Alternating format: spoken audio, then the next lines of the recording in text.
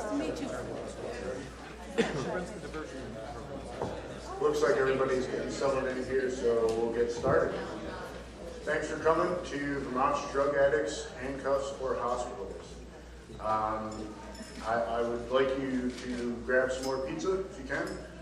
Just do so quietly. That's the first order of business here. Don't forget to register for your CLEs. Any lawyers out there who need credits. They're outside, and just your information will be enough. These doors here, avoid using them during the presentations, please. We have a back door there. It's a hidden back door. So if you need to leave or come back in, please use that door way in the back. Just so you know, restrooms are straight through this door. Keep going down the hall, and they're going to be on your left. And our written materials for the day are just by the door here. Professor Trebach has been kind enough to write his written opinions for the problem in Vermont, and you can help yourself to a copy of that and ask him questions about it during the questions and answers segment. Also, our brochures have a notes section in it.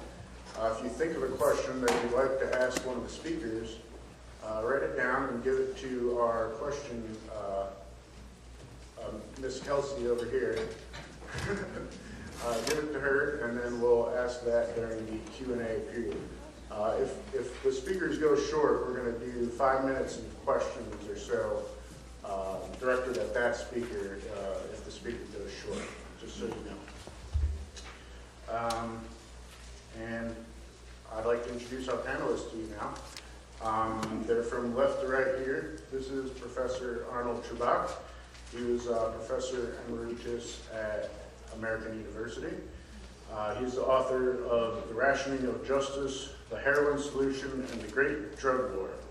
He was one of the founders and the first president of the Drug Policy Foundation, which was the predecessor to the Drug Policy Alliance, which is now a large umbrella organization that covers many drug policy reform groups.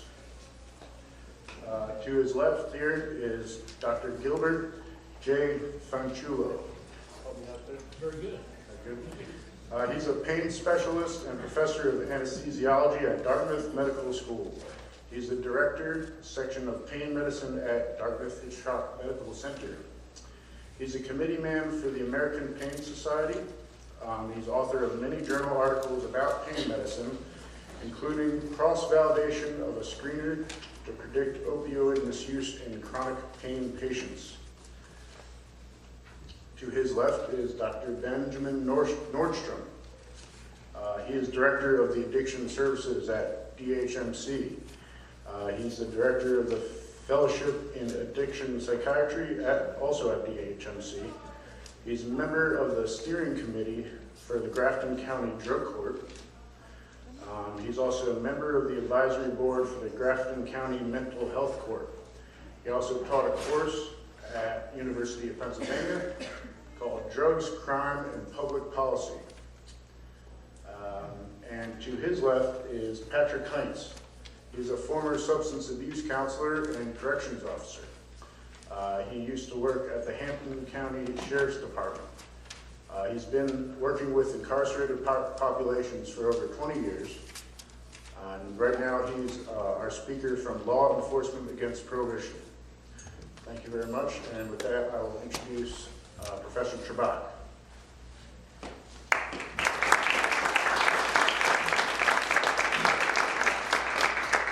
Thank you very much, George Selby. You've done an enormous amount of work on this panel, and I predict a bright future. Good work all the way around.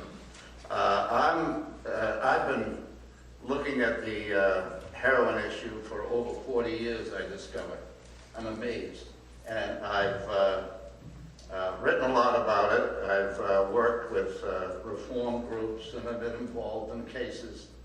And I'm just almost speechless to say that there's so much to talk about. I'm just going to summarize very quickly.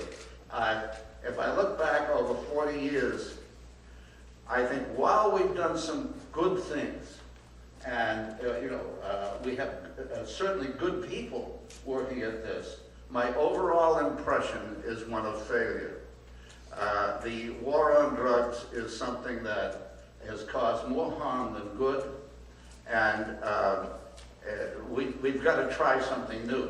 Now, the good thing is we do have wonderful people working in the field. The two doctors we have, medical doctors we have here, clearly are doing great work, and I would like to see them involved very much in other aspects of dealing with drug abuse, and they are doing great work now. What I'd like to see out of the field as much as possible would be the heavy hand of the DEA, the Department of Justice, and groups that really do more harm than good. In no way do I say that you ought to go use drugs. I do say, however, I think we should work to legalize heroin, because that is a symbol of so much. I look back a century and looked at how we ended up in this situation. It was, first produced in the late 1800s. Once it became popular, doctors talked greatly about it as a wonderful medicine, but then it was picked up by people on the street and really was the subject of a vast worldwide attack to get rid of it. And in many respects, that attack worked, of course. Now, what I've seen is that while it's illegal in medicine in this country, that is illegal for a cancer patient, illegal for anybody in great pain, and illegal, certainly, to maintain addicts. I, in my work, have traveled and seen how it is used in other countries, quite advantageously. I've been in clinics in Zurich, where I saw lined up needles filled with heroin, legal pharmaceutical heroin. And the doctors saw to it that the drugs were prescribed to addicts under their supervision or under the supervision of nurses. And they managed to cut down the overdose deaths, and eventually many of those patients got off drugs on their own. In other words, they were kept alive during their harshest addiction period, and then, they said, okay, I've had enough. And that actually happens, and I've heard of it happening in many other places. In England, I spent years going there, and I saw how they were much more open about the use of drugs in both, of heroin certainly, in the treatment of cancer pain and in the maintenance of addicts. Now, the English periodically go back and forth, all right? They get tougher periodically, and then they say, okay, we're going to legalize it. Periodically, believe it or not, they run out of pharmaceutical heroin, and they have to cut down the prescription for a while. So you may hear on occasion that they have changed. To this day, it's available to addicts and to cancer patients, and to other people in pain. So what I hope to see happen in this country is that we leave our doctors and our treatment people alone. We keep the police away from them, and we try not to have our prisons so full of drug abusers. Now, of course, that's what happens. And we must figure out a way to start fresh. Now, when I look at Vermont, which I've known very little about, except I admire the place constantly, and I like being here, I was shocked to discover the extent of heroin addiction here, and the problems that we've had here. However, when I look around, I realize, I look back at the record, I suspect that heroin or other drugs and other kinds of drug abuse has been here for a long while. They've all been here. For some reason, this has come to attention now. And I think the proper approach is to not do what we've done in the past, which is kind of say, we've got to launch a war on the heroin addicts who are, hurting our country. We've got to figure out fresh approaches to dealing with it, which should start with pushing the criminal law back to the borders of the problem. Now, again, the criminal law has a function, but think for a moment of alcohol prohibition. We had it, there was a good reason for it, and we concluded that as bad as alcohol was, prohibition was worse. The problems that it created were much worse. And so I think that's what ought to happen in Vermont. You've got a problem with heroin addiction. And there's got to be better ways of dealing with it. And I think with the professional talent you have here, professional and non-professional talent, you can go at this in a way where you can come up with new ways of dealing with it so that you don't make the problem worse.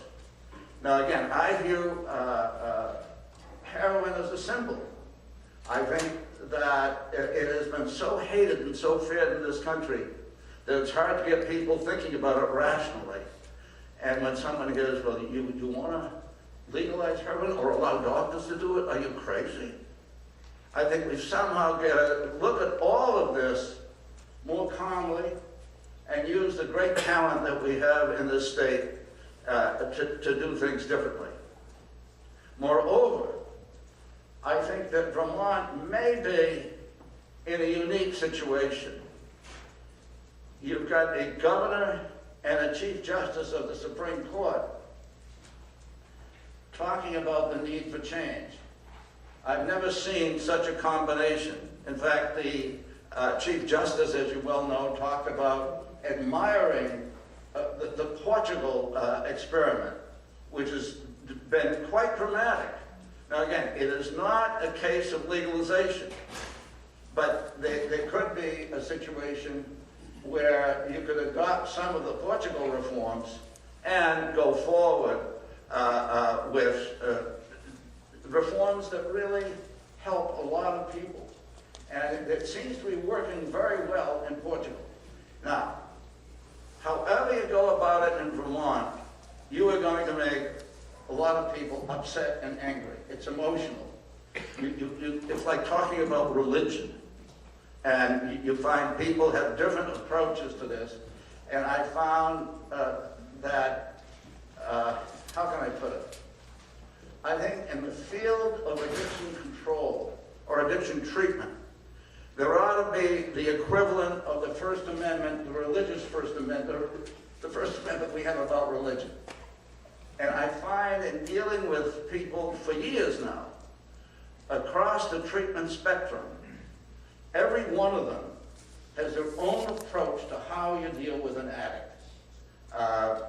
There are doctors I met in England who felt that the last thing they were going to do was be prescribed addicting drugs. They wanted them off the drugs. And as I've made clear in my written remarks, you can see I'm not reading from them. They're out there if you want them. I think that the best approach, and certainly I've tried this with addicts I've known, and for some reason a lot of addicts come to me for advice, is to get off the drugs. So those of you who are attempting to get addicts off drugs, I applaud your work. And I think you keep it up. That is the first line of defense.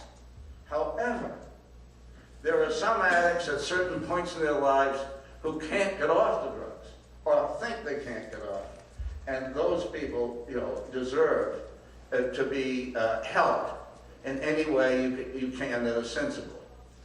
Now, again, I repeat, I would prefer to see them off the drugs, but I think doctors, we should set up the law and try to do this in Vermont. Set up the law so that doctors have a choice as to what kind of treatment they want to give. Right now, There is a lot of freedom for doctors, and you'll hear from our medical doctors here about the wonderful work they're doing. But if a doctor wants to, for example, provide injectable methadone to an addict, he'd probably go to jail, all right? And the DEA would be on his case, or the local cops would be on his case. And another doctor may say, I want long-term opiate maintenance. And generally speaking, that's okay. However, when it comes to cancer pain, or other kinds of pain that are not necessarily addiction pain, doctors get in trouble all the time over that point. Let me see how my time is. I'm going to wrap up very soon. Now, the problem with all this is, of course, that you've got the federal government sitting on the states, and the federal government, led by the Department of Justice and the DEA, which I think ought to be abolished, cause enormous problems to decent doctors who are attempting to help either patients in pain or patients who are addicted. And the hope is that Vermont can take the lead in developing a movement to change the federal laws, or here's the other approach. Think of marijuana. It's legal in Colorado and Washington, right? Wrong. It's not legal in any of them at all, because of the fact that the Controlled Substances Act, which is the ruling federal law, puts them in Schedule 1. A Schedule 1 drug is not allowed in American medicine. So how come it's legal in Colorado and Washington? The federal government, in its infinite wisdom, has decided to use prosecutorial discretion and not enforce the law. Now, I don't know if you can do it, but I would call upon, I know there are lawyers here, I assume there are some government officials, and the doctors to come up with ways in which you can broaden the approach, either in defiance of the federal law or in a way that will get the federal government to back off and not enforce these new approaches. It's risky. You're not going to run out and do it immediately. But something's got to happen, because we can't keep filling the jails with drug addicts. And we've got to try different approaches. And there's kind of revolution in the air. Because you look at Colorado, you look at Washington, and even though everything is illegal there, they're acting like it's legal, which is fine with me. And I think it's the only approach they could follow. Now, there are other changes that you can advocate and push for. You know that President Obama says, I have a pen and a phone, okay? You know that he could use his pen or his phone, or just tell a lawyer in the White House to call up DEA and I think FDA and say, push heroin into Schedule 2. To my knowledge, and you lawyers should check this, to my knowledge, as far as I know, the ability to move a drug from one schedule to another is an executive action within that law. So maybe that's an approach where heroin could be in Schedule 2. So finally, my hope is that Vermont recognizes the unique situation it is in and recognizes that this is really a revolutionary time, and it's time to try some new approaches. Thank you all very much.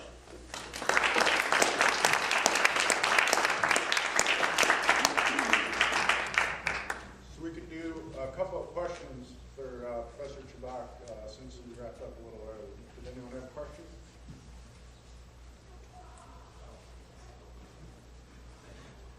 Well, I was listening to our forgive me, my ears are terrible. My ears should be in the Smithsonian. Can you speak louder? Yeah, sure. I was listening to this NPR show about heroin addiction, and it talked about anti-addiction pills such as Suboxone that treats heroin addicts. Do you have any perspective? Anti-addiction pills such as Suboxone. I just know of buprenorphine, which is a pill which helps addicts who are, having an overdose. But I don't know about that. I'm sorry. But do you have any comment on those anti-addiction pills, and if it should be made available? People should have easy access to them rather than anti-addiction pills. Yeah. Professor, he is talking about Suboxone. He's talking about buprenorphine. Oh, okay. You're talking Oh, but that's a wonderful drug, and I think it helps. It saved lives. That is. I know you deal with it, but certainly, but that deals. All right. If certainly, I'd be in favor of using that. All right. But for some addicts, my belief is that they're not going to be pulled in off the street without a maintenance dose of narcotics. And by the way, it doesn't have to be heroin. I think I've met a lot of people in my time, and there's one guy, Kenny. I know their last names, but I'm not going to use them. Who was addicted to Darvon. He went to a lead, which is I think about 1/3 or so as powerful as morphine or methadone, and he went to a top addiction doctor, a very famous guy whose name I won't use, who said, "Yeah, I can help you. I can give you a prescription for methadone." He said, "Wait a minute, methadone is roughly as powerful as morphine. I don't want to touch it. I like a much weaker drug." And under the law, to my knowledge, I haven't checked it lately, all right, forgive me. But, he could not prescribe a maintenance dose of a weaker narcotic. So I'd be for all kinds of changes that would open up, if you want, either the legalization or medicalization of the problem. Would that be easier than having to legalize heroin? Would that be a first step? Than legalizing heroin? Legalizing heroin just would be an unsurmountable political challenges, it seems like.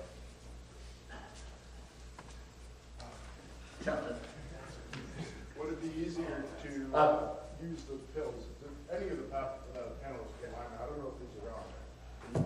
Feel free. Yes, they're on. Yeah. Chime in. So I'm going to be covering a fair amount about the different pharmacotherapies for opiate addiction in my talk, so maybe we could cover some of that then. It might just move a little bit more smoothly. Again, I don't view heroin as something you treat lightly. It's just that I have seen it literally in other countries used to great advantage. And years ago, by the way, before the Harrison Act was enforced in a very tough way by the federal government, the agency that enforced the Harrison Act in a harsh way? The Treasury Department. IRS agents went around, doesn't this sound familiar? IRS agents went around and told doctors that they were not taking care of their patients properly. And eventually we got to the point where doctors were scared off using the more powerful drugs.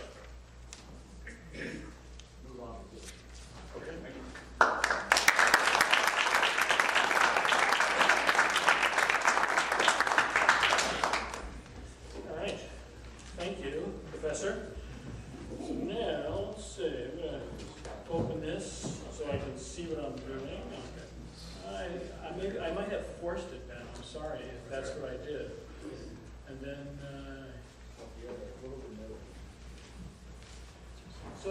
thank you for inviting me. I'm going to be changing topics just a little bit. So I am the director of the pain service at Dartmouth Medical Center. And I am board certified in anesthesiology, pain medicine, and hospice and palliative medicine. So I take care of people with chronic pain and take care of people with terminal illnesses all the time, cancer patients, etc. Over the course of my career, my interests have been the use of opioids for non-terminal pain. And we say non-terminal pain instead of non-cancer pain because we're also talking about people with Lou Gehrig's disease and people with Alzheimer's disease, people with end-stage heart disease and pulmonary disease. These are all people that can have terrible pain problems, and they all sort of fall into the same category as cancer patients. But those are not going to be the patients that I'm talking about, because nobody can argue with the fact that those patients should not be treated as humanely as possible all the time. Okay? And it's hard for me to tell. I mean, I can tell you stories of patients of mine who I know were diverting drugs and who I know were addicted to drugs, but had tumors growing out of their bodies, and I continued to prescribe opioids to them because I couldn't really see a rational alternative. There was no other way for me to be humane to take care of those patients under those circumstances, and so I did.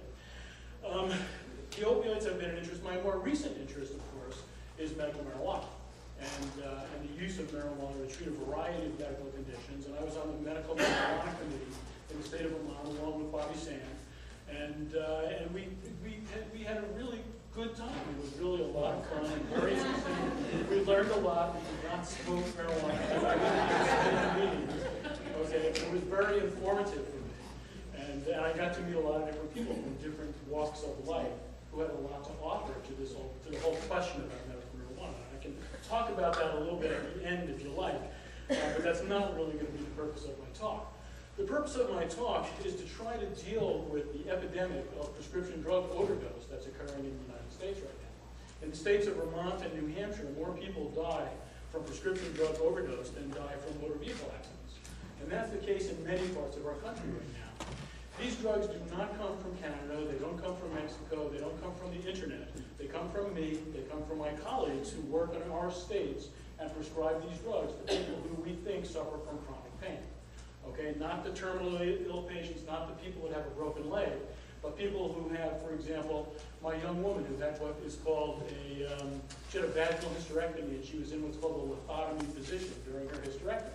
So her legs were all propped up and she was there for about an hour and a half, which is longer than the surgery should have taken.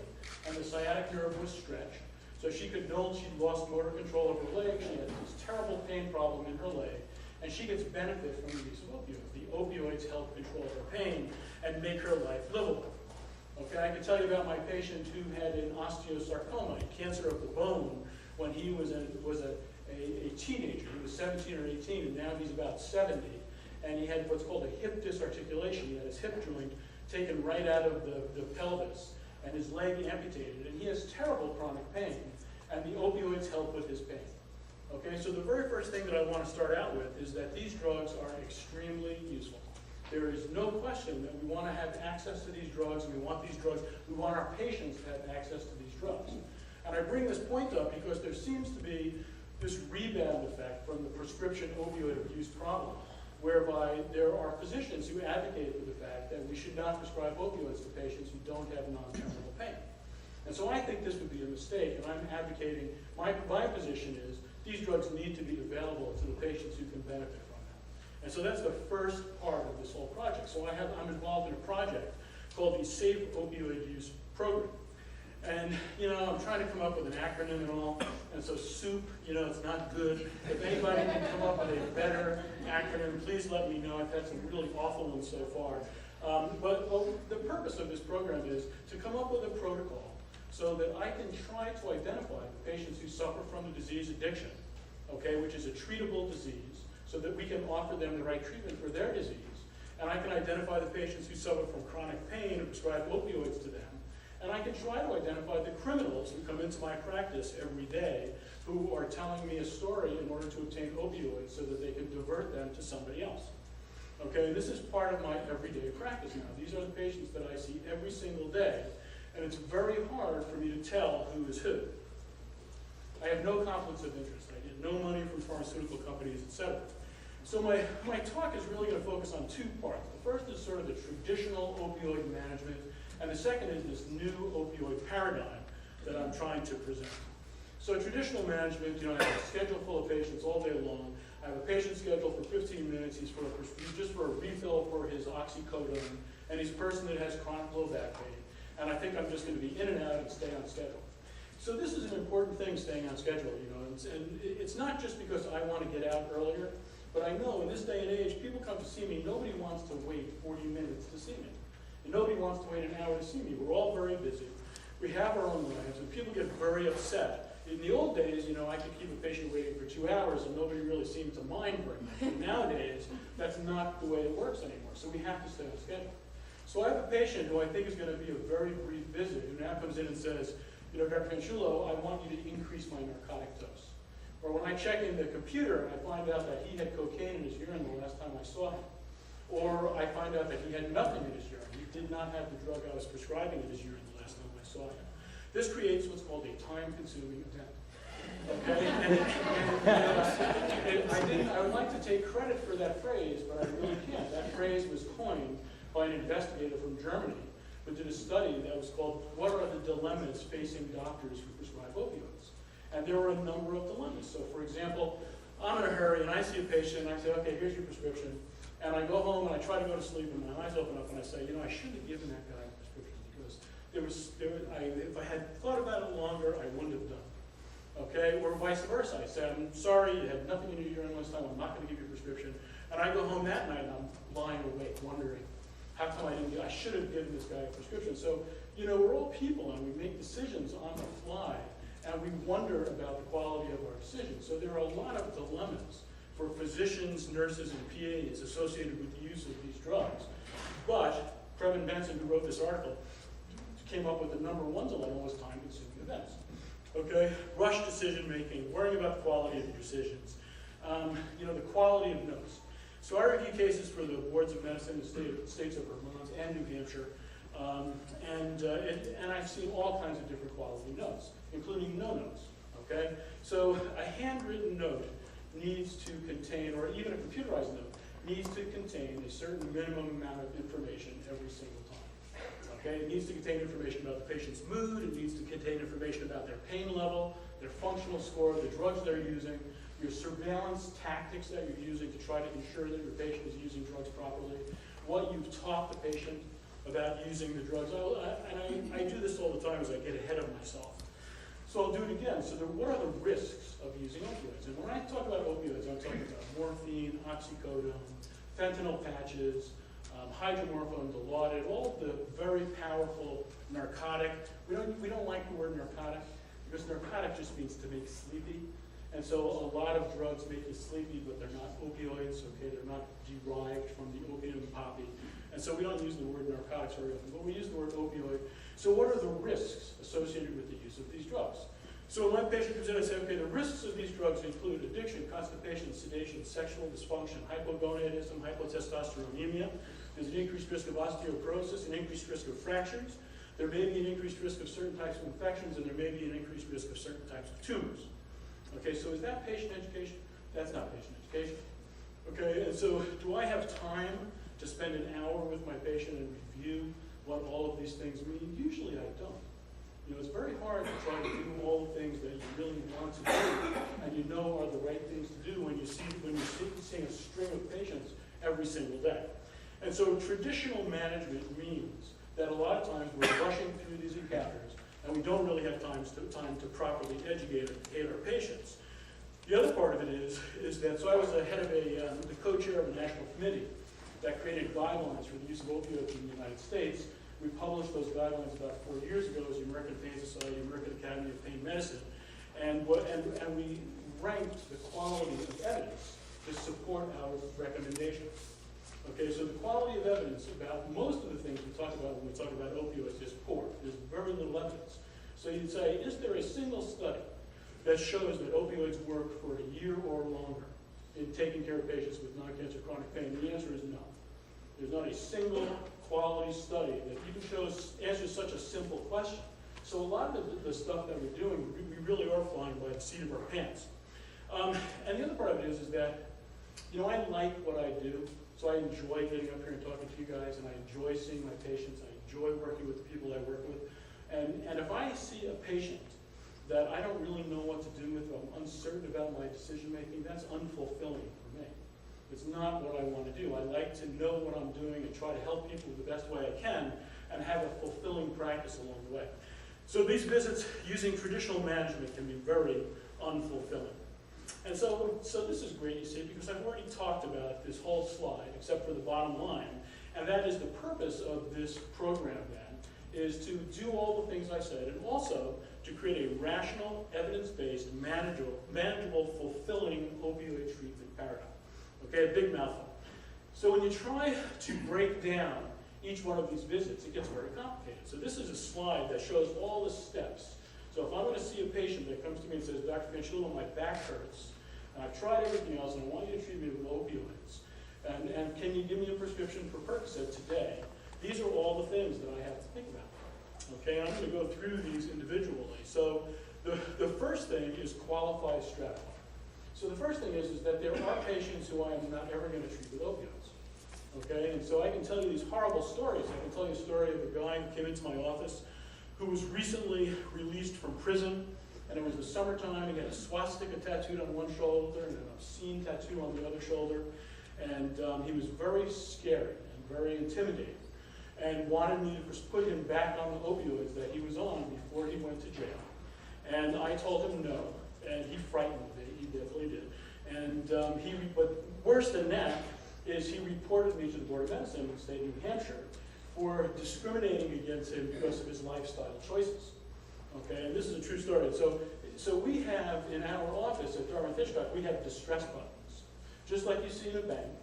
Okay, so if I'm seeing a patient, I have a button right under my desk that I can push, and security will immediately come to our office. Because we get such scary people in there trying to get us to give them opioids. And I'm very lucky. I have this button under my desk, and I have security right down the hall. We hit the buttons every week that we hit these buttons. But if you're a primary care guy up in Derby, Vermont, you know, this person comes into your office, it's a whole other story for you up there. So this is a huge problem and a huge issue with a lot of vectors of concern. Educate. I already told you how we educate. With our new protocol, we're going to educate electronically. So we're creating educational modules that will cover a whole range of different topics. You know, we'll have frequently asked questions. What happens so patients can say to us, you know, well, I didn't know. You know, I didn't know that, you know, if I had cocaine in my urine at one time, that you were no longer going to prescribe opioids to me. But they will no longer be able to say I didn't know, because we're going to have educational modules that we're producing right now that they're going to be required to view before we prescribe drugs to them. Because we want to try to depersonalize the decision making a little bit. Okay, I don't want the patient to get mad at me. I want the patient to know about the protocol and to know what the decision making is about before we ever treat them. So that if there is an issue that causes me to no longer want to prescribe opioids to them, that they're going to expect it. They're going to know it's not going to be a surprise. It's not going to be me discriminating against them. It's not going to be my personal decision. It's going to be a protocol-based decision. Treating and monitoring, I'm going to go through this a little bit. There's a lot of questions about whether or not it's ethical to require patients to whom you prescribe opioids to provide you with a urine toxicology specimen. And we can talk about that a little bit at the end, but we require our patients to provide us with urine toxicology specimens. And in fact, that is the policy at Dartmouth Medical School. Any patient that's given 2 prescriptions for opioids for non-terminal pain has to have a urine toxicology specimen test and has to sign an opioid agreement. Okay, and that's our policy.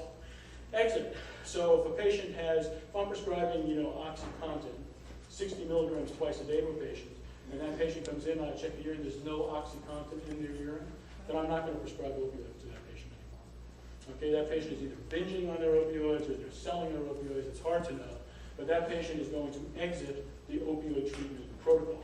That doesn't mean I'm not going to continue to take care of that patient, because we have other drugs, we have physical medicine approaches, behavioral medicine approaches, other ways to try to help them. We have Dr. Nordstrom, who's amazing, you know, who if I can identify a patient has a problem with addiction, and he sees that patient, they have a really good chance of actually being helped. Okay, and then reporting. I already said that there's very little evidence that we have access to that helps us make decisions. And so, you know, when I said to people, so what do I want to do with this protocol? And I say, well, I want to prescribe all the opioids to all the people in the states of New Hampshire and Vermont. And in a way, I sort of do, because number one, nobody else wants to do it. Everybody else will be happy to give it up. Most doctors will be happy to give it up. And number two, if I were to do that, I could collect an amazing amount of data. And I think that we would be able to have an impact on the number of people who are dying from prescription drug overdoses in our states. Because for the last 10 years, all I've done with my whole career is work on opioids. The poor guy that works up in Derby, Vermont, you know, and has to take care of earaches and broken bones and deliver babies and do all those things, their job is so much more complicated than my job. Okay, I just have this one tiny little narrow area that I focus on, and they have this big, broad responsibility for all their patients. And so if I can do it, if I think I can do it better than they can do it, and they agree, then I would say just let me give it a try and let me see if I can do it. Sorry. So, we're going to stratify by care needs.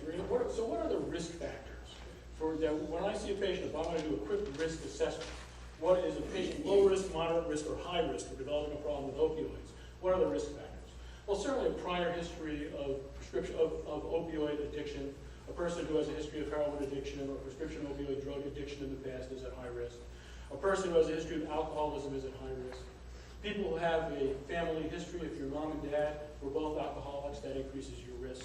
If you are not working, we know statistically that that increases your risk. If you are a younger age person, we know statistically that increases your risk. Another reason to quit smoking cigarettes, we know that if you smoke cigarettes, you have a higher risk of developing a problem with addiction to prescription drugs. And simply because so many people have quit smoking cigarettes, but the people who suffer from disease addiction often have not quit smoking cigarettes, and so there's just this correlation. So if I get a patient in who has none of those risk factors, okay, and objective evidence of a painful disorder, somebody can come in and say my back hurts, but I do a physical exam and it's normal, and I get an MRI and an X-ray and it's normal, I don't have objective evidence of a painful disorder. My woman, who is in the lithotomy position, I can do an EMG on her and I can see that it's abnormal. I can look at her leg and see that she has wasting of the muscles that are innervated by the sciatic nerve. She has objective evidence of a painful disorder. Okay, so you take into account all of these things and you put patients in a low, moderate, or high risk group. And our tolerance for behaviors is going to be different depending on what group you're in. If you're in a low risk group, okay, so if my young woman who is in the lithotomy position comes in and loses a prescription, then I'm going to say, okay, you know, try not to let this happen again, here's another prescription. But if my guy comes in who has a recent history of opioid addiction, comes in and who also has a painful problem, and he comes in and tells me he's lost his prescription one time, I'm probably not going to give him a second chance. And I've told this person that in advance, that if you lose these, or if they're stolen, or if the dog eats them, or if they fall into the washing machine, or if any of 1,000 excuses happens, then I'm not going to prescribe these drugs to you anymore. There's actually, believe it or not, there's a paper that somebody wrote, and I don't really like the title of the paper, but it was a very scientific paper, and it was entitled "A Funny Thing Happened on the Way to the Crack House." And it talks about all of the excuses that people give. So for example, if your urine is positive for cocaine, if you've been to the dentist and had lidocaine, is there cross-sensitivity between the tests? So the answer is no. Secondhand marijuana smoke. You know, I've had a lot of patients that come in and say, oh, you know, doc, I don't smoke pot, but I was driving up from New York, and the other 3 guys in the car, they were smoking continually, and that's why my urine is positive for marijuana. There was actually a very interesting study that was done by an investigator named Cohn, where he took a small, unventilated room, and he put subjects in these rooms, and he had groups of people around them smoking marijuana cigarettes for 1 hour for 5 consecutive days, and did urine toxicology testing to see if their urines surpassed the threshold that most of these urine toxicology tests surpass. And if they smoked 4 joints a day, it did not, but if they smoked, I can't remember the number, like 16 joints a day, then it surpassed that number. So secondhand smoke could give you a detectable, well, marijuana has become a whole other thing. But we'll get to that, you know, I'll talk about that if you want to later on. So we also want to know, you know, I already talked about the risks of these drugs. We want to know, are these drugs helping? And so we can't just say to the patient, so are these drugs helping? Because the answer is always going to be yes. Okay, because these drugs, in most cases, cause some degree of euphoria for a certain percentage of a patient. Some patients don't like them right away and don't want to take them, period. But some patients will feel better taking these drugs. And you know, they cause the whole list of side effects that I spoke about. So I want to know, is this patient actually benefiting from the use of these drugs? So I'm going to use validated, reliable instruments. Thank you very much. I got the 10-minute warning, which is good. So we're going to use reliable, validated instruments. And so we use an instrument called the SF-12, the short form 12 questions, which is a quality of life instrument. It gives us 2 valuable pieces of information. It tells us a mental component score and a physical component score of the patient's health. So if you're a standard deviation below the normal for your age and gender, specified number, which our computers figure out for us, of course, then that's abnormal. If you're a standard deviation or 2 standard deviations below. If I treat you with opioids, then I expect that to improve. The West Disability Index is another index. How far can you walk? Can you brush your own teeth and take a shower by yourself? Are you working? The whole range of functional questions. And we get a score for that. If I prescribe somebody a drug that can cause all these side effects, I want to see an improvement in their functional score as well.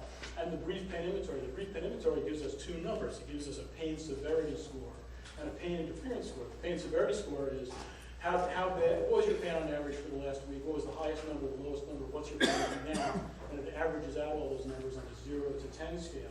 And how much does pain interfere with your ability to fill in the blank, the pain interference score?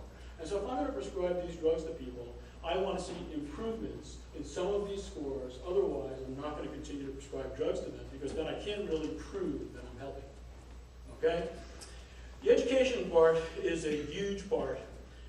It's probably the most important part of the whole program. And it's the part that's neglected by American medicine and by medicine in general the most. So the educational component part is a huge component. It's going to vary depending on the risk level. So the low-risk patients are going to see different educational modules than the high-risk patients, and they're going to see them less frequently than the high-risk patients. The low-risk patients treat monitor. The low-risk patients are going to give us urine specimens at a specified interval, okay? Because the problem is that despite your best risk stratification, you might not be able to identify the person who suffers from the disease addiction, and you're doing them a disservice by not identifying that problem. If you treat a person who suffers from the disease addiction with opioids, that's just like getting a patient in who has a broken toe and putting him on ampicillin. Okay, it's like just the wrong thing to do. There's no way to say that it's possibly the right thing to do. So it's very important for us to try to figure that out. Inconsistent urine results, behavioral issues, depersonalized decision-making backed up with program data. And we want to be able to report. Like I said, the more patients that we can treat, the more data we'll collect, because we're going to save all the data about all our patients and save all the outcomes of all our patients, and we'll be able to actually learn something by doing this project. And that's also a very important part of the program. So I'm not going to get into how do we operationalize this, except to say that we have a protocol that we can operationalize. And we actually have a black folder that if somebody called me from another hospital and said, Bill, I heard you talk about your soup protocol, I'll wince first and then I'll say, and he'll say, well, can we use that in our practice? And I would say, sure, I will give you my folder and you can, read it. And it has everything in it so that you can start treating your patients the same way I'm going to treat my patients. Okay, there's no monetary, goal that I have for this. The goal is just to try to take good care of our patients and try to make sure our good patients get opioids and make sure we identify patients who have other disorders that we can treat. And so I'm going to skip the whole operationalization part, except to say, so even low-risk patients, we're going to get urine toxicology specimens monthly for 3 months and then every 3 months. So, but it's all specified, and the patients will know about all of this before they ever see us. So the old paradigm, it's not really working. It's working okay. At least patients are getting the drugs that they need most of the time, not always. There are doctors in the state of Vermont who won't prescribe opioids to anybody, okay, under any circumstances, period. There was a doctor in the state of Vermont who saw a patient and told that patient that she would not prescribe opioids to that patient. And that night somebody shot at her house with a gun and shot over her garage where her children slept. And so she made a decision after that she was never going to prescribe another opioid to anybody. She thinks she knows who the person is, but there's no way to prove that. So you can see so the difference between a dilemma and a conundrum. A conundrum is a problem that has no solution. A dilemma has a solution, but it's difficult. This is a dilemma, not a conundrum. I think we can solve the dilemma. So thank you very much.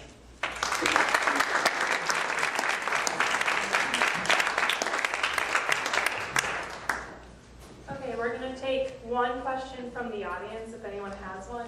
And just a reminder, if you have at any point in time a question that you want to have asked at the end of the program, you can just give me a little wave or look me down and I'll come and I'll grab that question for you. So, does anyone have a question right now? Thank you. Question, Sure. excuse me, it's a little under the weather. I'm an attorney. Listening to your talk was interesting. You recognize doctors, the pressures you're under to see patients a lot of patients one day. We hear that a lot from doctors in our practice. One of the questions I had is, are doctors prescribing drugs too frequently for certain patients maybe who might not need it? This summer I had my gallbladder removed and I had an umbilical hernia done at the same time. And the doctor said, we'll give you some pain medicine. I said, I don't want it, I don't like it. After the surgery, the nurses could not believe that I wouldn't take the prescription. And they were trying to force my wife, on my behalf, to take this prescription. Type of surgery, yes, there's having an organ removed, it's going to be painful, but it's, the pain medicine is pain for a few days. And there seems to be a disconnect between, having someone who has these serious injuries. You talk about people with sciatica or chronic pain management versus what appears to be doctors too willing to give out and just write that prescription. Either they're getting pharmaceutical companies are putting pressure on them, or it's just, quite frankly, easier because they don't have the time. And it's great listening to you saying what you do and recognizing what the steps and what you look for. As you said, there's a lot of doctors.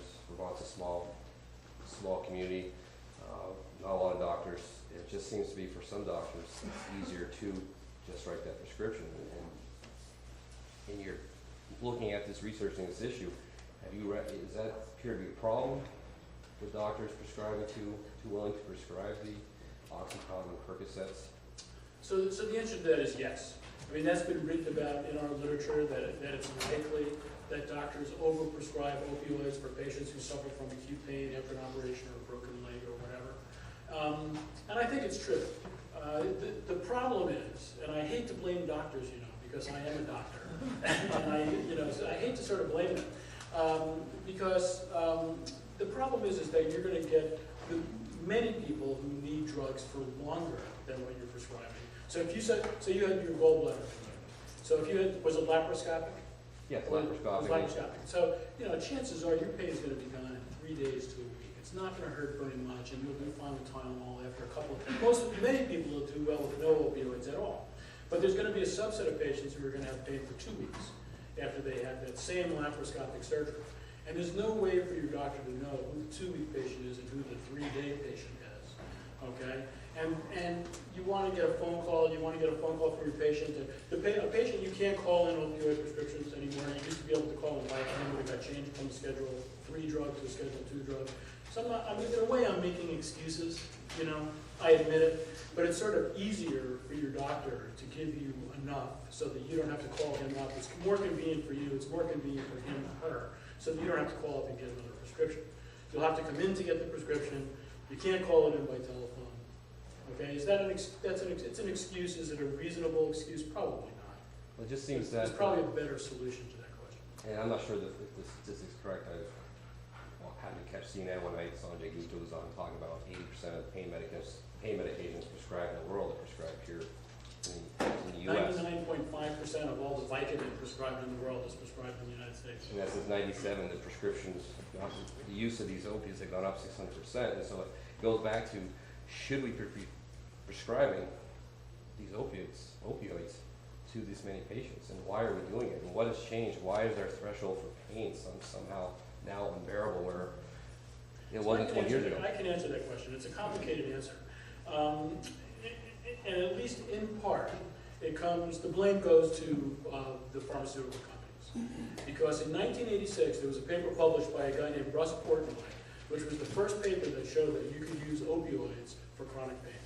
And he had a group of about 50 patients or 60 patients that he treated with chronic pain for a short period of time and reported that they all did really well and there was never a problem with addiction.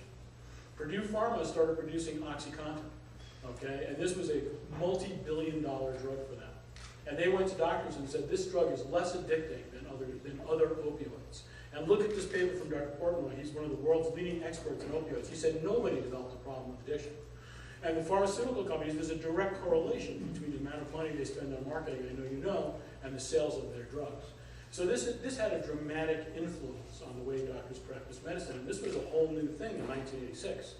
And I can tell you, I can remember from the 70s when I was practicing, that I had patients in the hospital who were crying in pain, dying of cancer, and their doctors didn't want to give them opioids because they were afraid they would become addicted.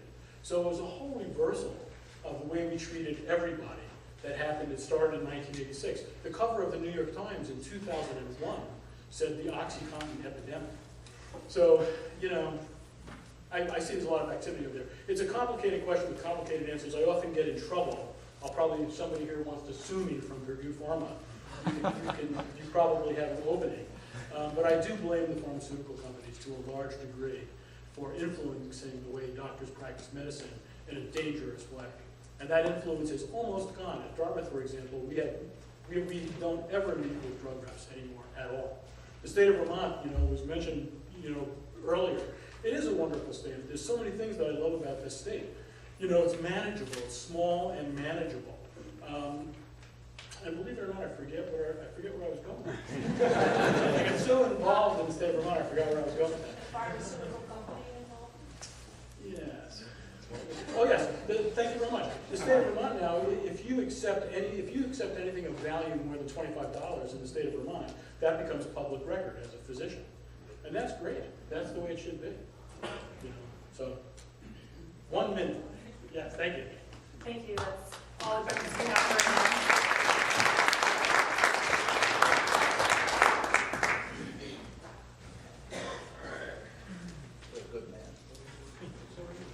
Good evening, everybody. One gentleman in the back, I'll give a hooah to. It's great to be here. I'm going to be talking a little bit about some of the topics that have already come up. Really going to focus on opioid use disorders and specifically the pharmacological treatment of these things. What I hope that you walk away from this talk understanding is just kind of how addiction works in sort of broad strokes, and then understand 3 medications that are approved by the FDA for use and treatment in opiate addiction: buprenorphine, methadone, and naltrexone, and then understand some of the evidence for these drugs. At the outset, it's really important to point out drug use is common in this country. About 9.3% of the U.S. population are listed as essentially current drug users. So the way that this survey works is called the National Survey of Drug Use and Health, and the federal government calls people at home and says, "Hi, this is the federal government. Have you used any illicit drugs recently?" Under those circumstances, 9.3% of the population says, "Yes, feds, I have." That is up, it's a statistically significant increase from the previous year, up to 8.7%. About 8.5% of the US population meets diagnostic criteria for having some kind of substance use disorder for alcohol or other drugs. The lifetime diagnosis rate for any kind of illicit drug disorder is about 3%. So there's about a 3% chance over a person's lifetime that they'll develop a diagnosable problem with using drugs. So this is just some data from that National Survey of Drug Use and Health over time. And what you can see is that the past month use of drugs has increased. It's largely being driven by increases in the use of cannabis in this country. But it is noticeable to point out the fact that heroin use is also increasing in this country. We've had essentially 2 big epidemics of heroin use in the United States, roughly from 1900 to the 1920s, when Bayer Pharmaceuticals actually developed heroin.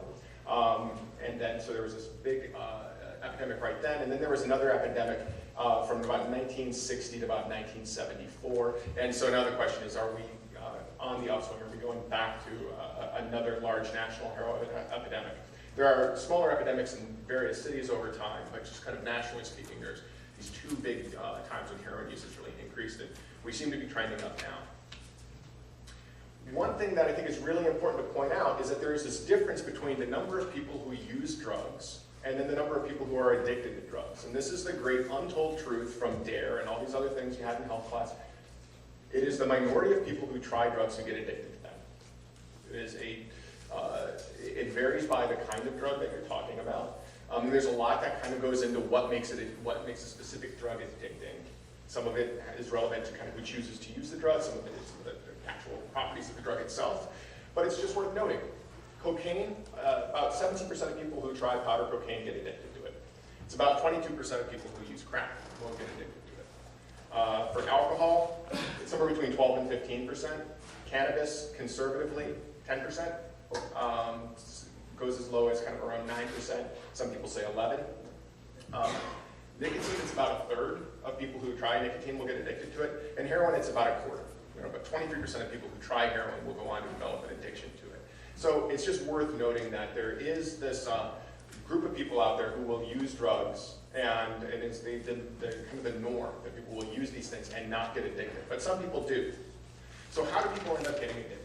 Well, so I'm an addiction psychiatrist, so I pretty much only see people with addictions. And when you see somebody in the throes of an addiction, it can really look confusing. You can think, well, why would anyone choose this? Why would anyone decide that they wanted their life to be like this? And it's because that was not the expectation going into it, right? That when they see people using drugs around them, these are all kind of socially transmitted behaviors. You see most of the time people are using these things and not having a real problem with them. So they kind of not illogically conclude, well, if I use this, I won't have a problem either. Now, what they find out is that drug use makes one of two things happen for a lot of people. It'll either make a good feeling come, or it can make a bad feeling go away. And so that euphoria that can go along with the drugs is just sort of an intrinsic part of how those drugs work, and we're going to talk about that in a minute. But the other thing that can happen is it can take away feelings of boredom, frustration, distress. It can treat psychiatric conditions or make the symptoms of psychiatric conditions temporarily dissipate. And then what people learn is, well, if I do these drugs, it either makes this good feeling come or makes pain stop. What starts to happen, though, is every time you choose one thing, you are kind of by default not choosing other things, right? That that there's an opportunity cost to any behavior. I mean, for example, you guys are here, you're not studying, you're not doing any of these other things that you could be doing. Not to freak you out, but so what happens, though, is that people start to kind of overuse the drugs, that they will choose the drug and let other things in their life go undone, and then negative consequences start to pile up. And then what happens is after these negative consequences start to pile up for all the stuff that they're not doing because they're doing drugs, they think, well, I gotta stop, okay, I gotta get this under control. And then they find that they can't stop. And that's really kind of the defining feature of an addiction, is that their drug use is going on, it's leading to negative consequences in their life, and they can't get it under control. All right, so to talk a little bit about some of the psychological principles that underlie this, we'll talk a bit about, I don't know if anyone here was a psychology major, this is back to B.F. Skinner's work, all right, operant conditioning. Right, so we're talking about how you increase the frequency of the behavior. Well, if you want your dog to sit, when you say sit, what do? You reward it when it sits, right? You give it something that is pleasurable, that the dog likes when it does the target behavior. And then that behavior will increase in frequency, right? And so that is just positive reinforcement. You are going to give something that the organism likes in order to get it to increase the frequency of this behavior. Makes that good feeling come. The other way that you can increase the frequency of the behavior is by having it make a bad feeling stop. So, you could do this, when they're talk about like training a rat to press a lever in a cage. So not only could you reward the rat every time it touches a lever, and then it will start pressing the lever to earn that reward, but you can also do something mean, like electrify the floor of the cage so that it has a painful foot shock until it hits the lever, and then the minute it hits the lever, the pain stops, and then that animal will learn how to hit that lever as well, right? Negative reinforcement, you're making a bad feeling stop. So, and we're going to come back to why this is important specifically in opiate use in just a second. Now, to just segue a little bit and talk about some of the biology that underlies this, that all animals have wired into their brain a reward circuit, that there's some part of our brain that is going to essentially trigger whenever we do one of these experiences, that either goes to individual survival or the survival of the species, right? So we have this circuit deep in our brain that will reward us when we eat, when we drink water, when we have sex, and then other certain behaviors that also go to the propagation of the species, like when you nurture a child, and that rat pups or rat mothers will actually work very hard in order to spend time with their pups because that activates that same reward circuit in the brain. The other thing that does is aggression, that fighting can activate that reward circuit. So all of these things, we got this mechanism built into our brain that helps propagate these behaviors. Because we find them rewarding, they're reinforcing behaviors, and they increase when we do them. Right? And so the reward circuit in the brain is deep here in the bottom. If anyone cares, it's the ventral tegmentum, and it projects these dopamine neurons up to the extended amygdala system. And it's that part of the brain, I mean, usually the shell of the nucleus accumbens is the biggest part that we talk about there, that release of dopamine in that area is associated with that strong positive feeling. So what starts to happen over time, though, is that when you reward your brain, eventually your brain starts to get tolerant to that reward. And then you need to do more of that behavior in order to get that reward. And then at the same time, you develop kind of withdrawal that comes on when that reward is no longer present. And then you want, that's an aversive state, that can be an unpleasant state when that reward experience ends. And then people need to do those pleasurable experiences again to kind of get back to feeling normal. Now, the trouble with drugs is that they cause that reward circuit to trigger far more strongly than any of the natural rewards that we were evolved to experience. So the amount of dopamine that gets released when you use illicit drugs is much higher than the amount of dopamine that's released when you eat a hamburger or when you play with your kids. So what starts to happen then is people start getting tolerant to those high amounts of reward. The drug wears off, they start feeling bad, they try to do something to make themselves feel good again. And in the case of playing with your kids or eating a hamburger or working out or doing any of these other things, what they find is that it doesn't move the needle far enough. And the only thing that really makes it you feel good again is to use the drugs, which then causes more tolerance. And you see that this becomes a forward failure cycle and it just drives itself forward. So, in those people who get caught in this, between this pincer movement between positive reinforcement and negative reinforcement, what can happen then is that those people can't stop using, and then the negative consequences start to pile up. And I'm not going to go through all the symptoms here, but really what this boils down to is that to diagnose an addiction, you just kind of look and see how many different domains of their lives are getting affected by the drug behavior, the drug taking behavior. And that once you add up these different sorts of questions about whether or not people are having these symptoms, you can kind of score it out into either mild, moderate, or severe. And one thing that's worth noting, having one of these, having a little bit of a problem with when you're using drugs or because you're using drugs, isn't enough to diagnose anything. It used to be, it's not anymore. Now you need at least a couple of things to be going on in order to diagnose an addiction. And it could be mild, moderate, or severe. So how does this work with opiates? Well, tolerance to opiates develops very quickly. So that reward experience that we were talking about, you get tolerant to that reward really quickly with these things. Your brain adjusts very rapidly. And the other thing that happens with opiates is particularly scary, is that your brain adjusts to the fact that opiates can slow your breathing down, and they can make your breathing stop. You develop tolerance to that very, very quickly too. And so then what can happen is that somebody can be on a very, very high or potentially lethal dose of opiates, but they've just become habituated to it. Then what happens is when the drug isn't present, people go into withdrawal. And that withdrawal state is really painful and really unpleasant and really aversive. And so then people are having to take the drugs to feel good, and they have to then take the drugs to not be sick. And now they get really caught into that pincer movement between positive and negative reinforcement. So what makes drugs addictive? Well, part of it is just whether or not it activates this reward circuit. Nobody here has probably crushed and snorted a penicillin tablet, right? Nobody crushes and snorts their blood pressure medicine. But people will crush and snort Adderall. And people will crush and snort Oxycontin.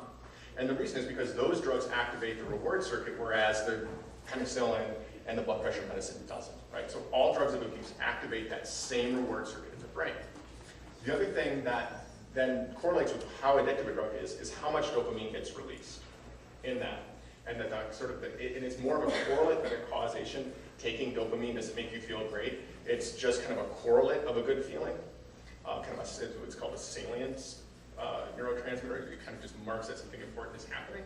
But so the amount of dopamine is something that can correlate with this. But then also what determines how addictive a drug is how quickly it gets into the brain. And how quickly the drug gets to the brain is a function of essentially two things. One is how the drug is taken. Do you swallow it? Do you snort it? Do you shoot it? Do you smoke it? And the faster it gets to your brain, the more addictive it is. But the other part of it is how quickly does it get across the blood-brain barrier? And get, because then that's, so how quickly does the drug go from your blood actually into your brain tissue? And in the case of heroin, heroin is a chemically transformed form of morphine. It's diacetyl morphine, and it gets into the brain faster, which is why heroin is more addictive than, say, morphine. Diacetyl morphine is more dangerous than morphine in that regard. So when you think about the progression of opiate use, what happens is that people, in this day and age, as Gil was talking about, people in this area really primarily start by using the pharmaceutical opiates. That's where most people in this neck of the woods get exposed to these things. Percocets, oxycodones, whatever they happen to get their hands on. And what people do is they swallow them. Typically, that's where it starts. And then they figure out, well, it can work faster if I crush it and snort it. And then what will frequently happen is as that tolerance develops, people need to use more and more of the drug in order to get the feeling that they want, and then they have to use more and more just to stay out of withdrawal. And then what unfortunately we see happening all the time is people actually shift to heroin because heroin is cheaper per unit dose than these pharmaceutical opiates. Heroin in this area seems to be getting stronger. It seems to be getting more pure. It's definitely fallen in price. My patients used to tell me that they were spending $20 a bag on heroin. Now it's down to $10 a bag, which is about what it cost when I was working in Philly in New York City. So, and then we're seeing more and more overdoses around here, which kind of just goes to speak about why it's potentially dangerous, because as it gets more and more potent, it can cause more problems with stopping respiration. So just to kind of go over some of the drugs for this, and how you treat opioid dependence, that these opioid molecules bind to specific receptors in our brain called opioid receptors, right?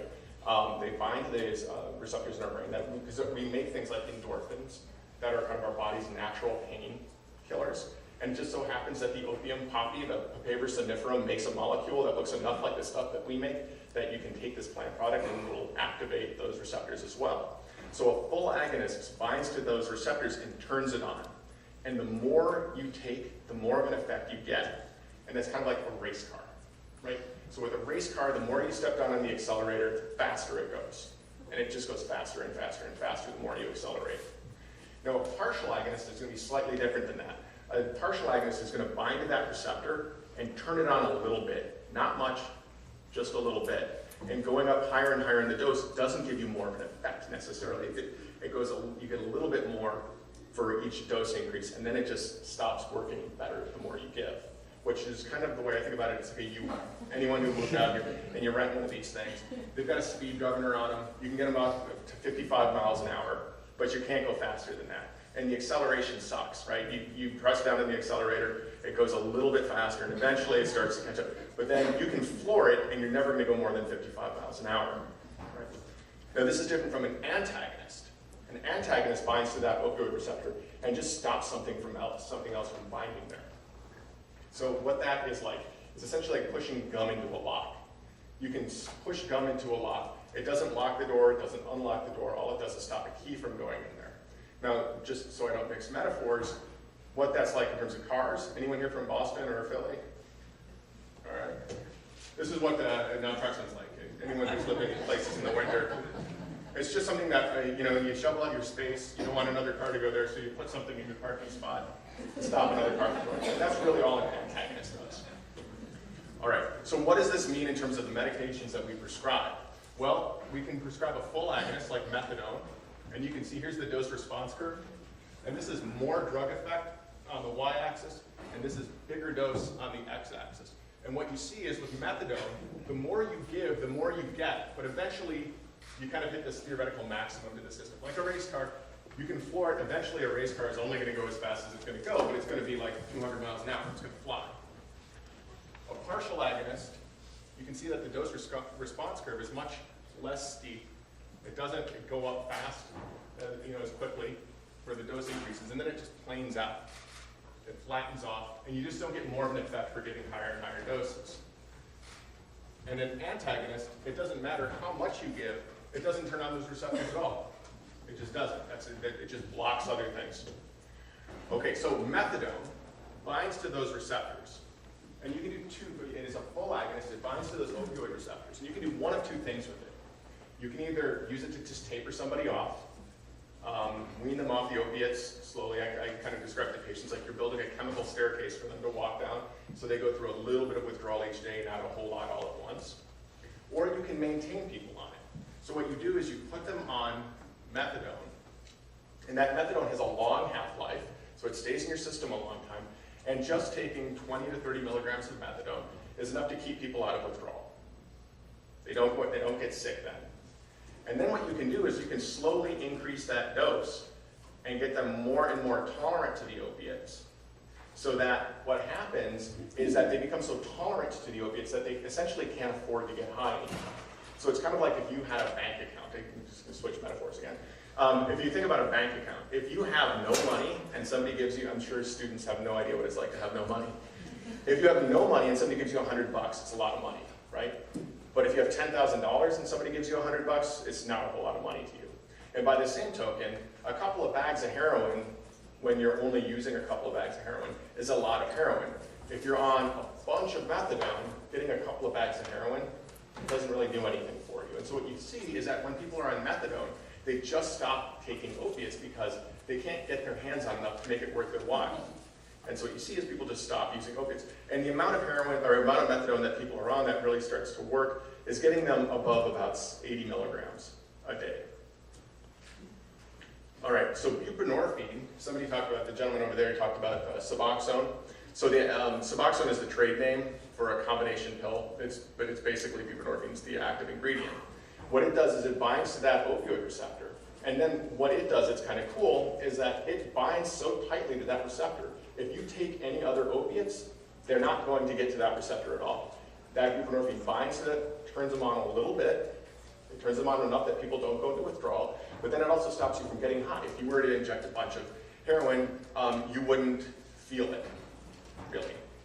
And so then what it does is it keeps people in treatment and gets people to stop using these opiates. So again, in both the case of methadone and buprenorphine, you're keeping people out of withdrawal, so they're not having to use to stay out of withdrawal. So drug use is no longer negatively reinforcing. And then they both take away essentially the positive reinforcing parts of heroin use or other opiate use. And so it blocks the positive reinforcement part. So then it's either positively reinforcing or negatively reinforcing, and then people can just stop using the drugs. This is just kind of a cool slide. I always throw it in just because it's got pretty colors. But basically, this is a radioligand study. So what they did was they took a group of people who were just like grad students who didn't use opiates, and then they took a group of people who were heroin addicts and detoxified them. And then they put them on different doses of buprenorphine. Then what they did is they gave them essentially radiolabeled stuff that binds to opioid receptors. So if you have opiate binding receptors that are, or opiate receptors that are open, you're going to see a lot of that radioactive stuff bound to it. And so what you can see is in the control group, those warm colors mean there's lots of opiate binding sites. So you can see in both the control group and people getting 0 milligrams of buprenorphine, there's lots of opiate binding sites that are still open. You put them on 2 milligrams of buprenorphine though, and all of a sudden there's much less open binding sites, because that buprenorphine is occupying those receptors and stopping that radioligand from getting there in the same way that it would stop heroin from getting there. You put them on 16 milligrams, about 97% of those receptors are bound. Now, interestingly, about 16 milligrams is about where that dose response curve flattens out. So it doesn't make sense to have people on more than 16 milligrams either. So the legality of this, methadone is a Schedule II drug. Like Professor Trebach said, what drug is scheduled at is a sort of a joint decision. It's from the Controlled Substances Act. The FDA and the DEA kind of work together to decide where a drug should be scheduled. Methadone is a Schedule II drug. Cocaine, Schedule II drug. Methamphetamine, Schedule II drug. LSD, Schedule I, no approved medical use, right?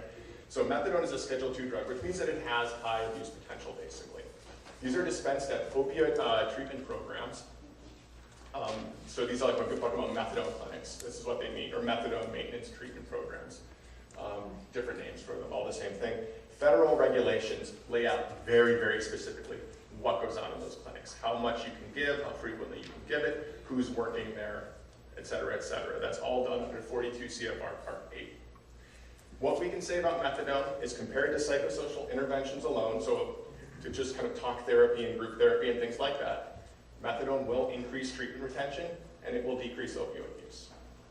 That's about all we can say that it really does compared to, as long as somebody's also getting psychosocial treatment. When you look at drug treatment versus no drug treatment, you see differences in many other domains. But when you're talking about this medication, what this medication really adds, it keeps people in treatment and gets them to stop using. Buprenorphine is a Schedule III drug because it's got less abuse and addiction liability. It's administered in doctor's offices. This is called OBOT, Office-Based Opioid Treatment. It was allowed under the Data 2000 Act. And essentially what the Data 2000 Act said is that if you're an addiction specialist, you can prescribe this medication in your office. You don't have to go to an OTP, an opioid treatment program, to get these. And they laid out the different kinds of specialists that could give it, and then also said basically any doctor who did additional training could get a waiver from the DEA to prescribe this.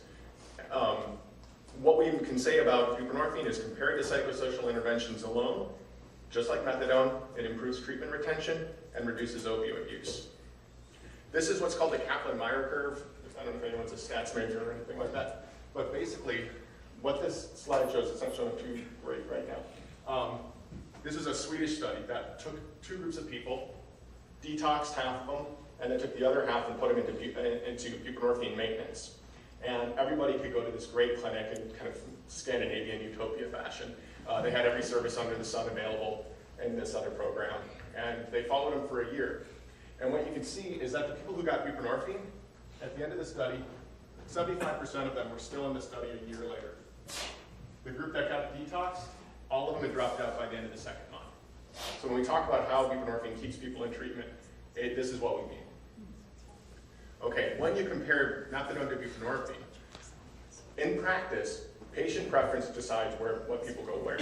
There is no reason to think that one is better than the other. Access is a huge issue. There are only 5 programs for methadone in the entire state of Vermont. The closest one here is West Lab and Rutland. Also, they just opened theirs in November. Studies show that basically the buprenorphine and methadone are the same. A big meta-analysis showed that methadone might retain people in treatment better, and they're equal at reducing opioid use. Really the take-home is that one is not better than the other. Naltrexone is an antagonist. It's not a controlled substance. Any licensed provider, nurse practitioner, physician's assistant, anyone who can prescribe naltrexone. You can do it either orally or as a long-acting injection. And all it does is by taking it, it doesn't do anything for negative reinforcement, doesn't do anything to treat withdrawal, but it will stop you from getting high. What we find is in clinical practice, it's very hard to get people to keep taking this medication because if they skip a day, they don't get sick, and so they just don't take it. But it is a very, very good use, a good drug, especially for people who are in drug courts and things like that, where there's lots of other considerations. It's someone that is really, really, really underutilized, at least in my opinion.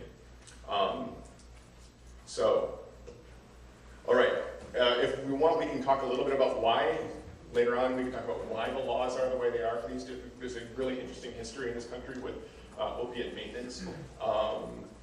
So I don't know if any people want to get into that later, but thank you so much for your attention. Who on the back?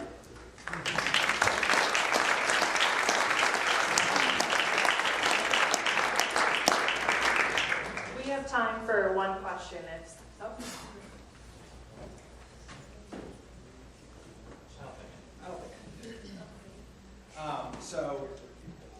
So the title of this presentation was Vermont's Heroin Addicts, Handcuffs, or Hospitals.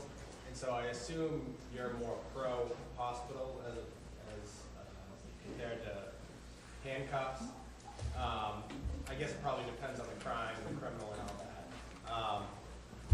So I work with the Federal Public Defender's Office, and a high percentage of our clients are substance abusers, whether they're bank robbers or they're stealing from something that's on federal property or selling drugs themselves. A high percentage are drug users themselves.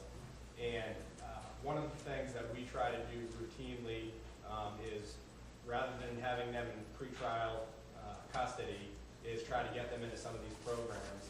I saw in the Burlington Free Press today that they were talking about one of those programs, I think Maple Leaf Farm, is reducing the amount of time that some of these patients are getting treatment down to 15 days. Could you speak to that and the availability of treatment, and is 15 days enough, and what is that going to do to any patient, whether he's a defendant in a criminal case or not? Sure. Yeah, absolutely, great question. So to speak to the first part first, which is kind of how drugs and crime interrelate, specifically when it comes, especially with opiate users, just because there's kind of the most data on them. What we can say very, very definitively is that drug-using criminal offenders commit more crimes when they are actively using as opposed to when they are not actively using. That drug use really accelerates crime. That people, have to steal in order to get the drugs that they, once they're sort of so involved in drug-using behavior that they can't work or they can't do these things, it sort of leaves only illicit activity as a way to generate income. You have to steal about $6 worth of stuff for every dollar that you actually get back from it from a fence. So it becomes the really, really expensive way of, or expensive habit, and people have to commit a lot of crime in order to acquire the drugs. Now, when people get into treatment, drug-related, these offenders don't reduce their crime to zero. They reduce the amount of crime, but they still commit crimes. Just a lot of them do. And we can say is that that drug treatment reduces criminal behavior. Methadone does not reduce criminal behavior more than just regular treatment. Buprenorphine does not reduce criminal behavior more than just regular drug treatment. Interestingly, heroin maintenance does not reduce criminal behavior below other forms of treatment. Okay, so these are folks who, by and large, have kind of a deviant orientation when it comes to following the law.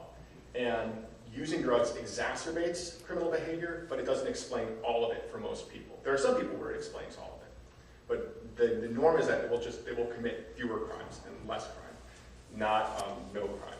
Naltrexone is the only drug that, to my knowledge, has really shown to keep people out of jail. There was a big study in 1997 where it was given to a bunch of federal probationers, and it actually reduced the frequency with which they recidivated. So it's kind of interesting in that way. When it comes to treatment access, there is not a magic number for the amount of time for any one person.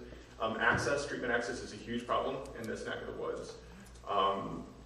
Getting into any of these programs can be tough, whether it's an inpatient program like Maple Leaf Farms. And then Maple Leaf Farm is really just reacting to the fact that reimbursement for these services is so low that it's very hard to offer them at all. My program that I oversee has to be underwritten by the hospital and by the medical school because we lose a lot of money.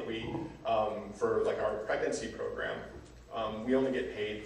Vermont Medicaid only pays us 40% of what it costs to administer the program. So the hospital and the medical center or the medical school have to come in and pay the rest of the 60%.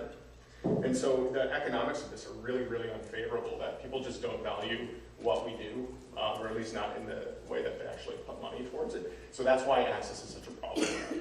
Now, hopefully with the Parity Act that was passed as part of the TARP bill in 2008, and with some of the changes that are part of the ACA, that will get better, but it's going to take a while. But access is a huge problem, but I would say that everybody needs to get away from the idea that there is a duration of treatment, that it's not like antibiotics where you say like, okay, well you need a 10-day course or you need a 30-day course. It's going to be much more individual than that. Okay, that's all the time we have for right now. Don't worry, we'll have more time for questions at the end. Thanks, guys.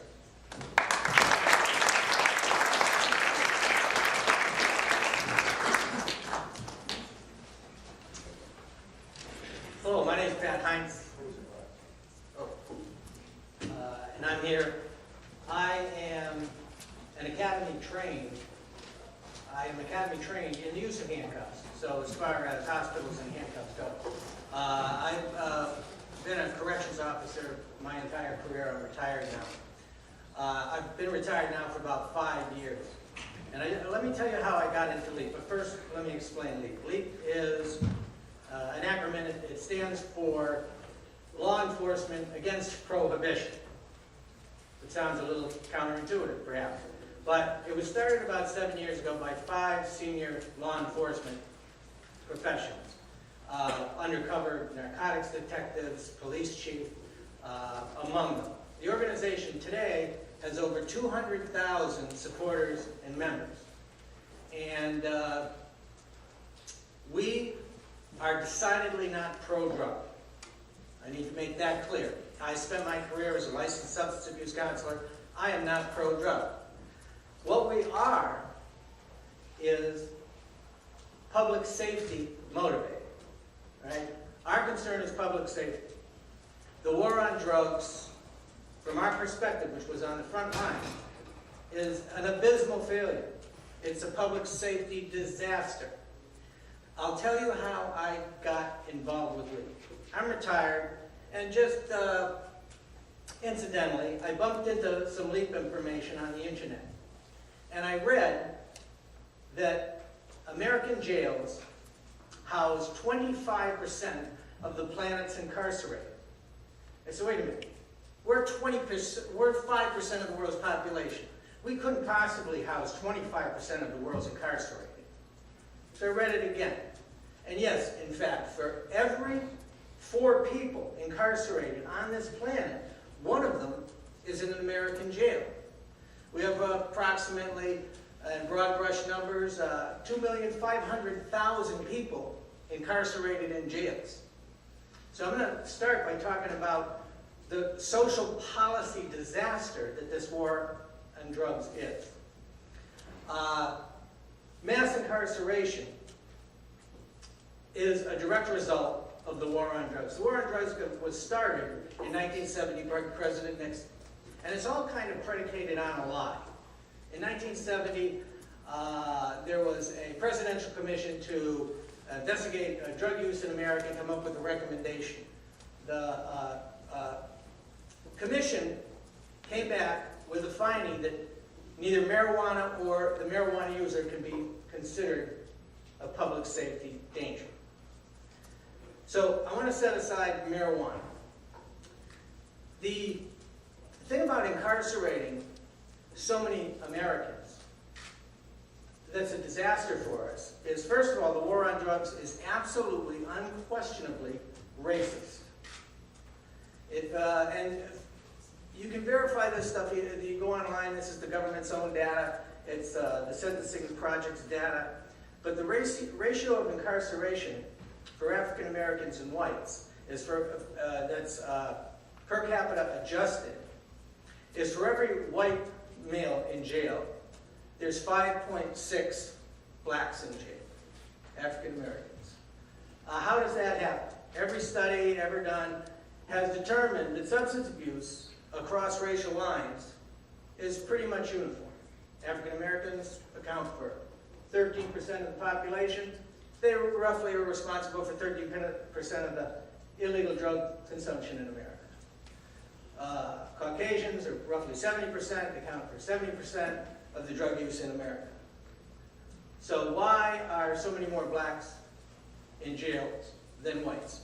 A black male in America arrested on a drug charge is 10 times more likely to get jail time than a white person.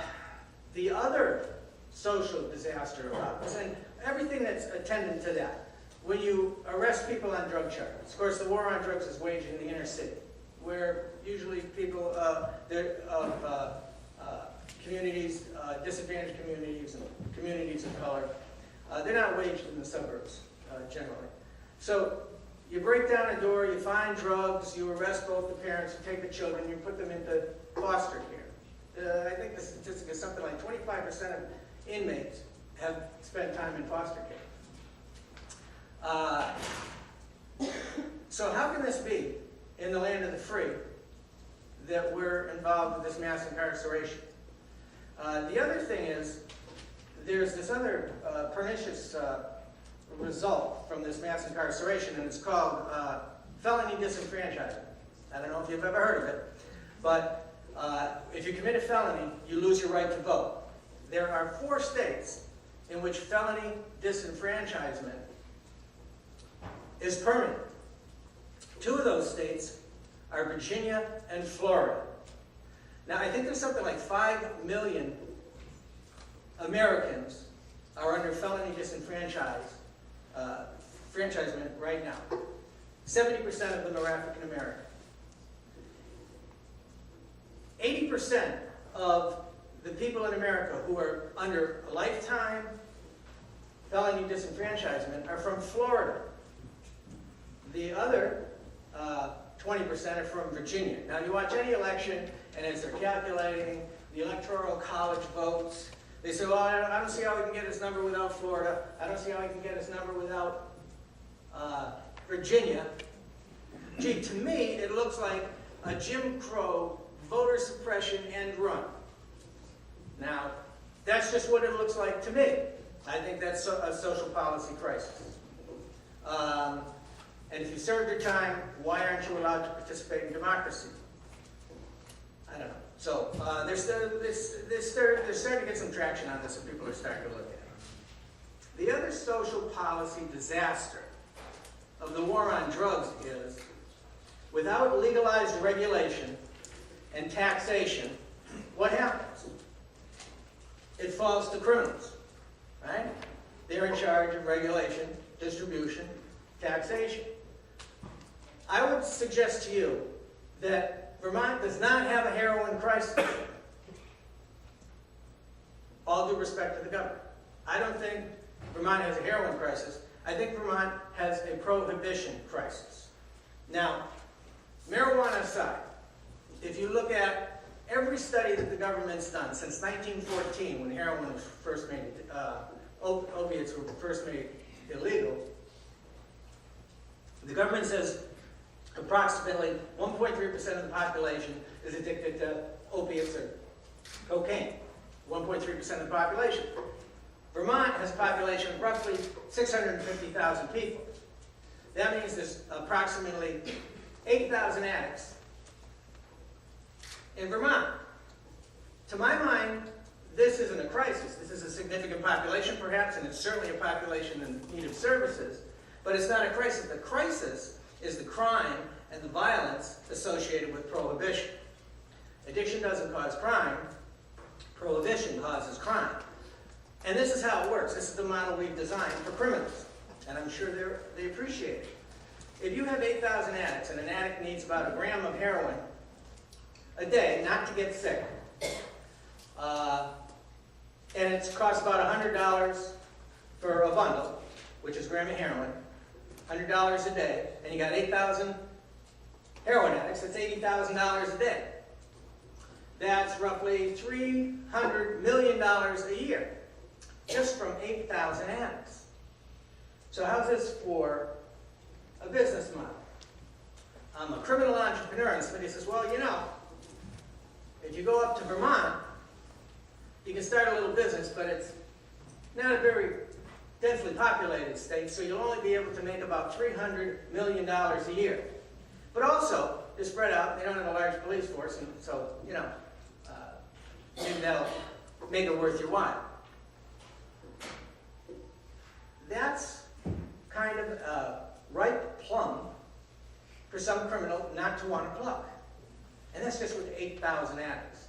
So, according to the UN's annual World Drug Report, there are roughly 500,000, sometimes it's estimated up to 1 million heroin addicts in America, perhaps 1 million or 1.5 million cocaine addicts in America. That's less than 1%. All right. The government's own website said that there's about 314,000 crystal meth addicts in America. This is less than 1% of the population. To my mind, that is not a crisis. That is a population in need of services. The crisis comes in when we keep allowing criminal enterprise to be funded by our refusal to take responsibility for this commodity. And drugs is a commodity, just like any other commodity. There's a market for it. A certain percentage of people want it. And if we're unwilling to manage this market, Criminals certainly will. The problem with criminals is illegal regulation is no regulation at all. And you wonder why people are overdosing, because there's no consistency in the quality of the product that they're forced to consume because they're addicted. And so every time they use, they're effectively playing Russian roulette. Now, if I want to go buy a nice bottle of Glenlivet single malt scotch, I know it's going to be 40% alcohol. It's going to be 80 proof and 40% of it's going to be alcohol. And I can buy it in Vermont, I can go to vacation in the Carolinas or go to California and buy that bottle. It will be 40% alcohol. I don't have to worry that it might be grain alcohol and I'll go alcohol blind for drinking it. But with illegal drug regulation, every time you use, you don't know what you're going to get.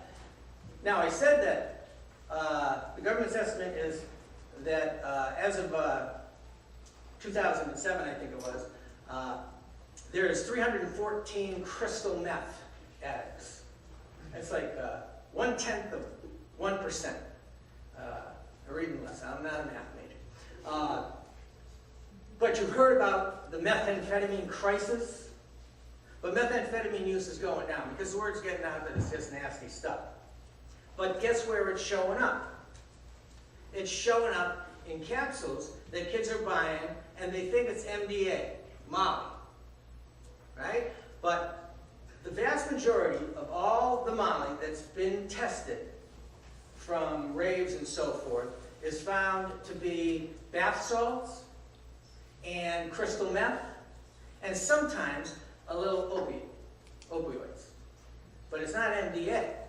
So kids are taking this stuff. This is the price we pay for not accepting the responsibility of legalized regulation and taxation.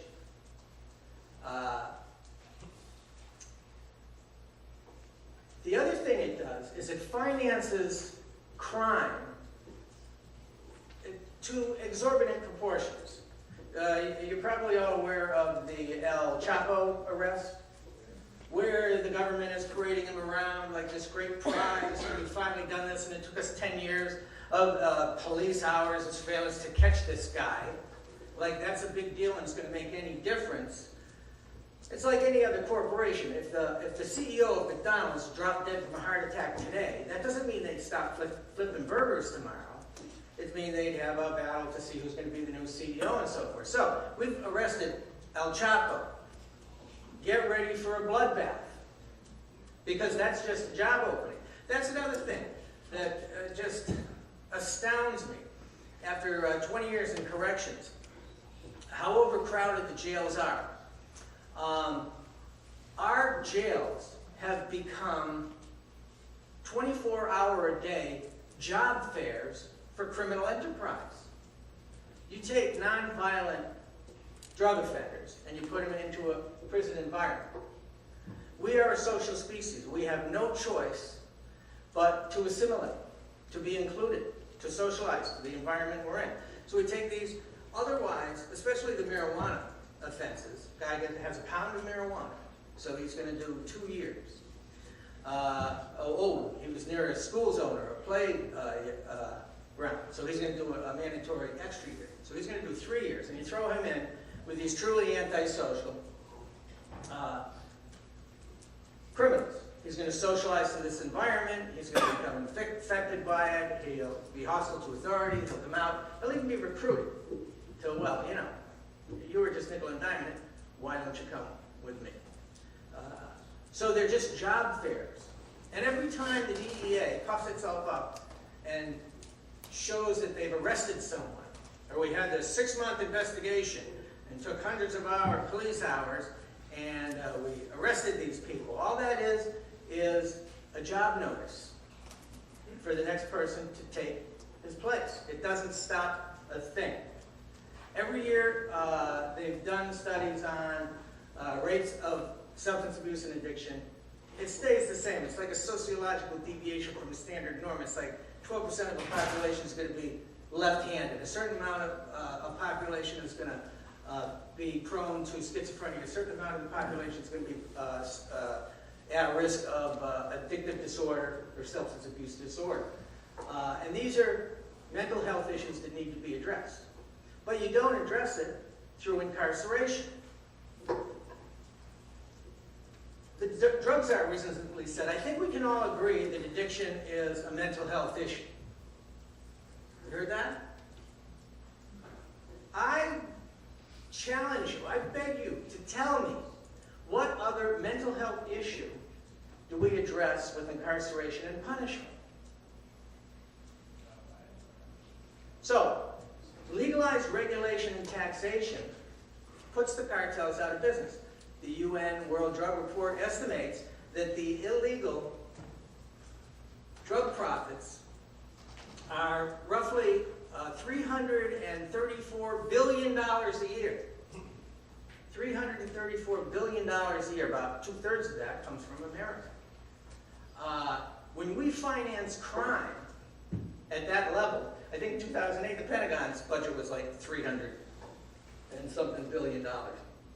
But, so we're because we've abdicated our responsibility for legal regulation and distribution of drugs, what we've done is we finance crime.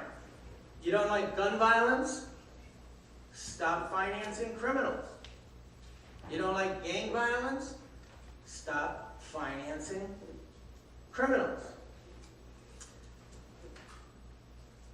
Gang violence, another issue, directly related to the war on drugs. High school dropout rates, directly related to the war on drugs. You have a 13, 14-year-old come in and he's fat with cash, and he says, yeah, I'm not going to school, I made this on the corner last night, blah, blah, blah. And he comes in, he's bragging to his friends about, mad stupid stacks making money out there. Now that his 14-year-old buddy, he wants mad stupid stacks, so he's going to go out there, quit, drop out of school, and sell drugs. Legalized regulation and taxation. What does that do for us? It puts Al Capone out of business, just like a prohibition. You talk to anybody and you say, what do you think about prohibition? Right off the bat, they think of Al Capone and alcohol. And what's the first thing they say? Prohibition doesn't work.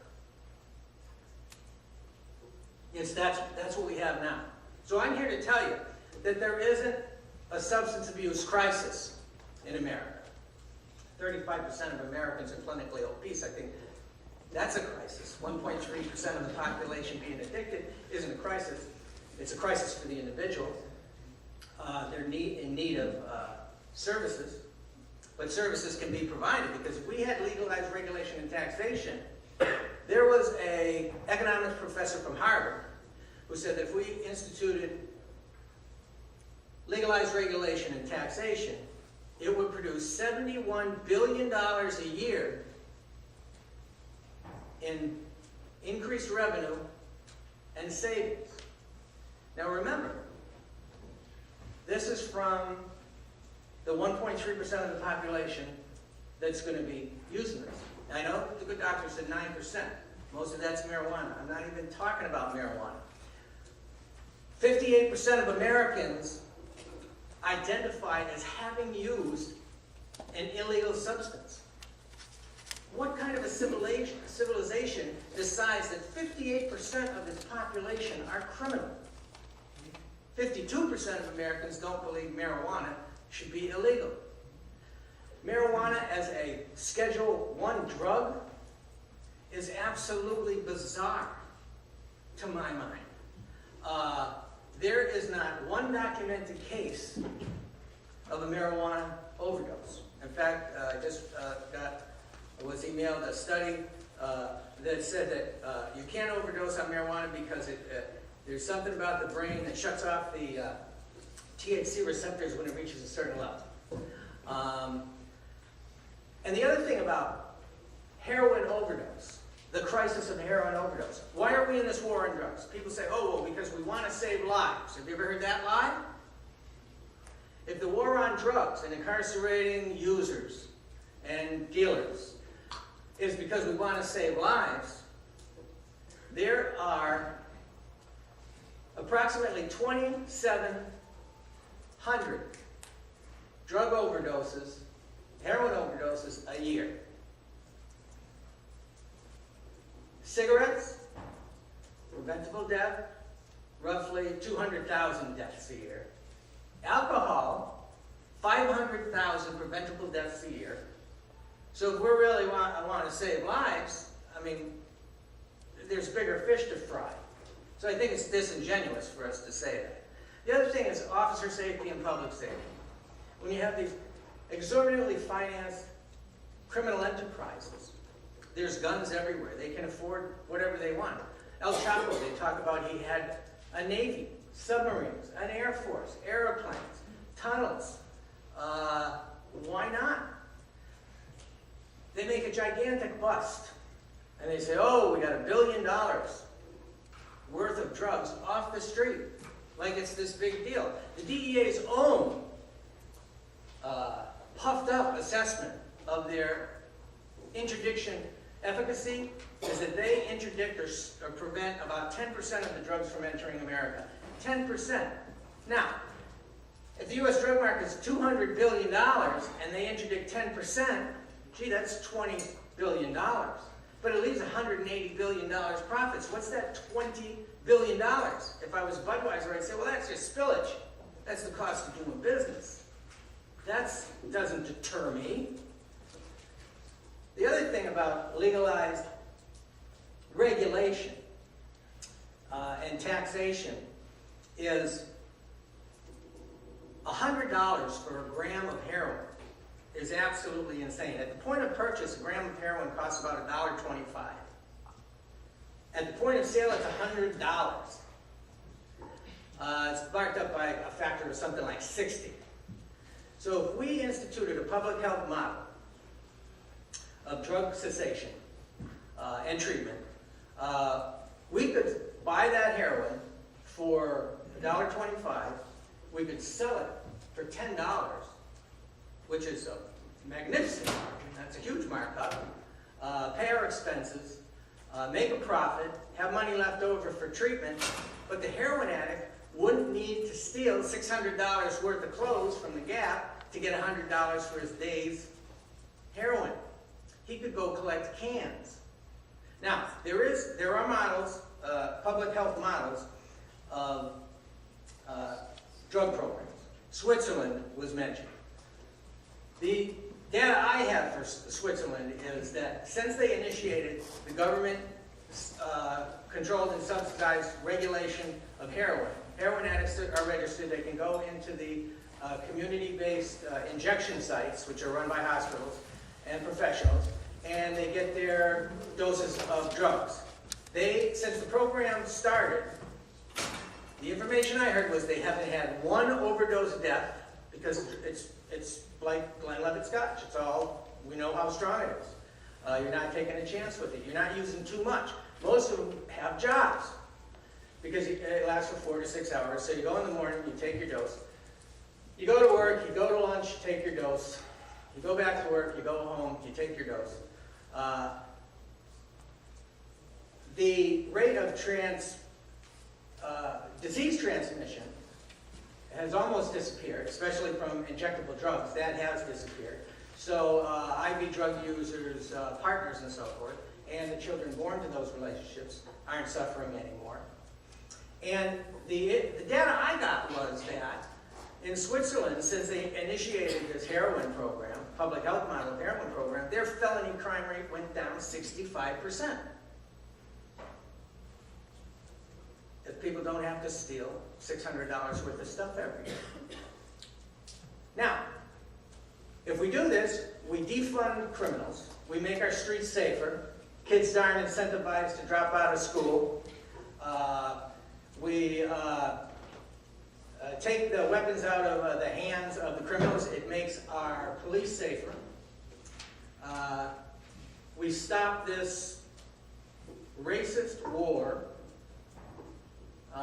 There's just so many upsides to this. I have to, if you go to the LEAP website, leap.cc, and just look into some of this information. I know it's just, more statistics.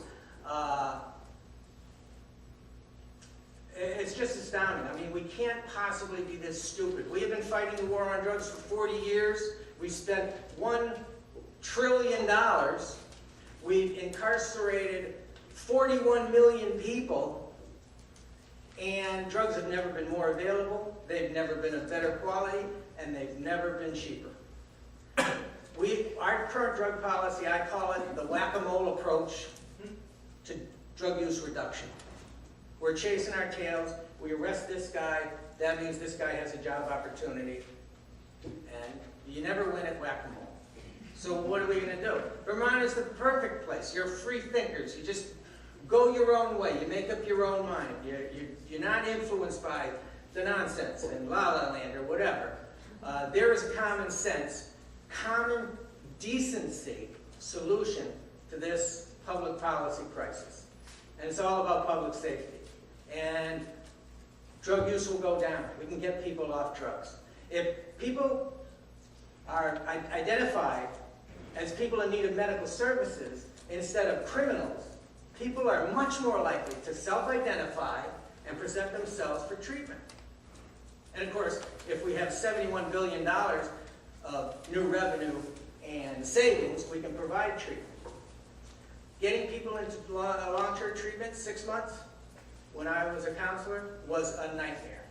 There were like 4 places that would take our people, and you had to get them on the list 3 months in advance, and you had to call up every Wednesday and say, I want to stay on the list. If you miss a call, you're off the list. Now, when they're in correction supervision, we can make them come in and make a call. That can happen. But if you're out on the street using it, you're going to miss your call. I could prattle on. There's so much more. But that's it. That's my time. Thanks.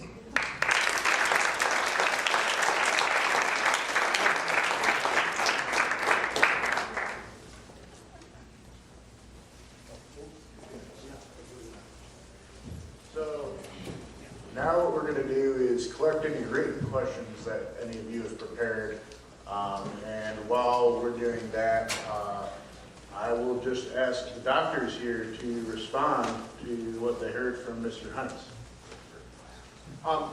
So at the outset, I don't want anything that I'm about to say sound like a defense of the status quo, because I don't think that the status quo is defensible. I really don't. That said, and I think that you raised a lot of very, very good points. A couple of things that I would throw out there is just sort of counterpoints to some of this. The first is that, to talk for a minute about specifically homicide statistics, that the last year I looked at 2011, the UCR, the Uniform Crime Report by the FBI, coded only 4% of the homicides in this country as drug-related. So 96% of the homicides that are happening in this country, we clearly have a homicide problem, are not drug-related per se. So we could, even if we could get rid of all drug-related homicides, we wouldn't move the needle that much. Secondly, when you talk specifically about crime in these studies, so there's been a couple of studies that have specifically, that were actually attempted to be good quality scientific studies of heroin maintenance versus like methadone maintenance or other things. One was done in Switzerland, where they offered people either injectable morphine, injectable methadone, or injectable heroin. And what they found is that nobody wanted injectable morphine, and nobody could tolerate injectable morphine because morphine is not administered injectably or methadone is not injected at opioid treatment programs. It's given orally, and so nobody took the injectable methadone. So it turned into essentially just an open trial of heroin maintenance. And what they found was that the amount of heroin that the person was taking when they were essentially giving them free and unlimited pharmaceutical grade heroin, the amount of heroin that the people used increased 10 to 12 times. So they were using significantly more than they were using when they were on the street. Again, a secondary analysis of the data failed to show that there was any kind of crime reduction as a function of being in that program. Vancouver also did a controlled experiment where they randomized people to getting oral methadone versus injectable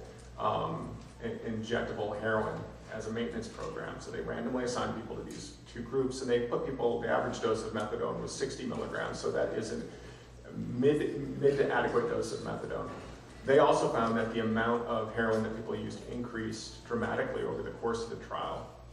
And they actually found that when they reported the data out, they reported that there was less crime associated with methadone use, or I'm sorry, with the heroin use. They said that there was less crime, but they aggregated using illicit heroin as a crime. And when you tease apart that and you say that the illicit heroin isn't one of the crimes that you're paying attention to, they didn't show differences in the amount of crime that people were committing. So thefts, robberies, assaults, things like that, didn't differ between the two groups. Now, again, any kind of drug treatment reduces crime, and reduces crime by a big study that was funded by the Swedish government that looked at meta-analysis. It was a meta-analysis of programs throughout the world. Drug treatment reduces crime by about 26%, not 100%, 26%. People commit less crime when they're in treatment than when they're not, but it's not a panacea. And I say that as somebody who would love to have more money thrown at drug treatment in this country. So I sort of say this at my own detriment, but the fact of the matter is it does not make crime go away. It statistically significantly reduces crime, but does not make it go away. Heroin did not make that crime less common than methadone. And then secondly, the methadone group was safer, that the amount of overdoses that they had was significantly higher in the heroin maintenance group. So the people who were administering heroin in the Vancouver clinic had much higher rates of essentially overdoses now they were in a facility, and so that they didn't die as a result, but the injectable heroin was not safer than methadone, just as a take-home message. So the data aren't quite as rosy when you think about giving this stuff to people. The third problem that I have, especially with the idea of taxation, is really the issue of what do you do then when the government gets a stream of money, and whether or not that they would be willing to give up on it if it turns out that it was a bad idea. So think about the lottery. The lottery is clearly a regressive tax, that people who play the lottery tend to be people with less education, lower socioeconomic status. It's not been a boon to poor communities to have the lottery. But the government and the state governments have all found that lottery is a very, very painless way to generate revenue, and they won't get rid of them.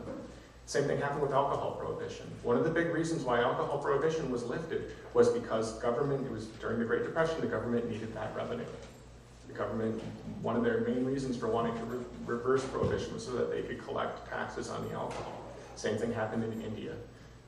Same thing happened in Canada with tobacco taxes. The difficulty too, when you think about a taxation scheme, is that it creates an incentive for a black market again. That the minute that the taxes rise to a level that it becomes useful, then it's just going to create pressure to have a black market. And we saw this with cigarette taxes in New York City. Increasing cigarette taxes in New York City definitely decreased the amount of cigarette smoking in New York City, but then a black market emerged as well. So it's not quite as, I think it's not as simple as all of this, because the problem too with legalization is, so once the government gets hooked on a stream of money, let's say that there are problems that come about as a result of this. Well, now the government has its own pecuniary interest to keep what could be a bad policy going. And that's where I think that sort of prosecutorial discretion, or what they did in the Netherlands, which is essentially de facto legalization, makes a lot more sense, because that way you don't have government essentially having a financial interest in something that trades against the public health. The last thing that I would say specifically about legalization that's problematic is that legalization then gives the producers of these substances First Amendment rights. They can advertise, they can petition the government for redress of grievances, they can do, and look, attempts to regulate alcohol advertising and tobacco advertising, really they haven't borne a whole lot of fruit, right?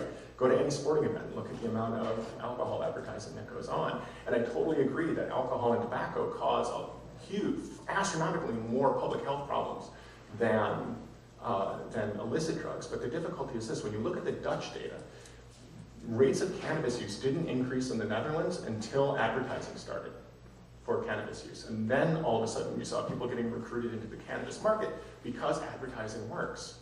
And so now, if you recruit more people into a drug market and more people are taking the drug, you're going to see an increase in the amount of problems. Just because, like, let's say everyone started downhill skiing. Well, let's say you only break your leg 1% of the time when you're downhill skiing. Well, if 100% of the population starts downhill skiing, the amount of broken legs is going to increase in the population, right? And when you think about problems that come with addiction, if more people start doing this, if more people start responding to the advertising and come into the market, and then there is, even if it's a low level of harm, the total amount of harm is going to increase. And the problem with bad public policy is that it's very hard to change. And that's part of the problem that we have with addiction right now, is our addiction policy is bad and it's hard to change. It's hard to change any public policy. And so if you then have another bad public policy, and especially one that puts money in the government's pocket, it gets very, very hard to change. And so that would be my concern. Could I make a few comments? Yeah, I think this is an excellent panel. You've managed, George, to assemble a good range of opinion here, and it's very well done. Couple of points. I was looking at this old book, which I put out in '82, and it says the Heroin Solution. And the panel, the press release says we're looking for a solution, today. And that was a play on words. I said the heroin solution is to say there is none. None in American terms. Now, we talk about unconditional victory or unconditional surrender and all. We can't do it. Heroin was around long before Nixon. Long before. I mean, it's a century. I'm thinking of the Red Sox. One of my friends, I'm a fan too, got a T-shirt that said, "Any team can have a bad century." Okay. Well, this team, the American team, when it comes to drugs, has had a bad century. And I mean, there are good things in it. You gentlemen are good things, in this country. And what I'm saying is, what we do is we trade off problems. Okay. That's what we look for. Now, in other words, I think of Canada. You were just talking about their experiment. You realize that Canada did this experiment in Vancouver. I've been there. I visited these people. Not during this time, but they said, well, the heroin group in the experiment seemed to do a bit better, but we're troubled by the way it worked. And so they've gone back to saying, no, you cannot use heroin in Canadian medicine, even though they have been using it. So I'm saying, what I think I'm thinking of Vermont now and today. You're not going to find a total solution. You are going to find problems. You're going to have doctors still worrying about what they're doing when they go home at night. And that's part of the deal. But I would urge Vermont to recognize that if you can reduce the involvement of the criminal law, you've made a great advance. Canada ought to be able, the doctors in Canada who want to, ought to be able to give addicts heroin.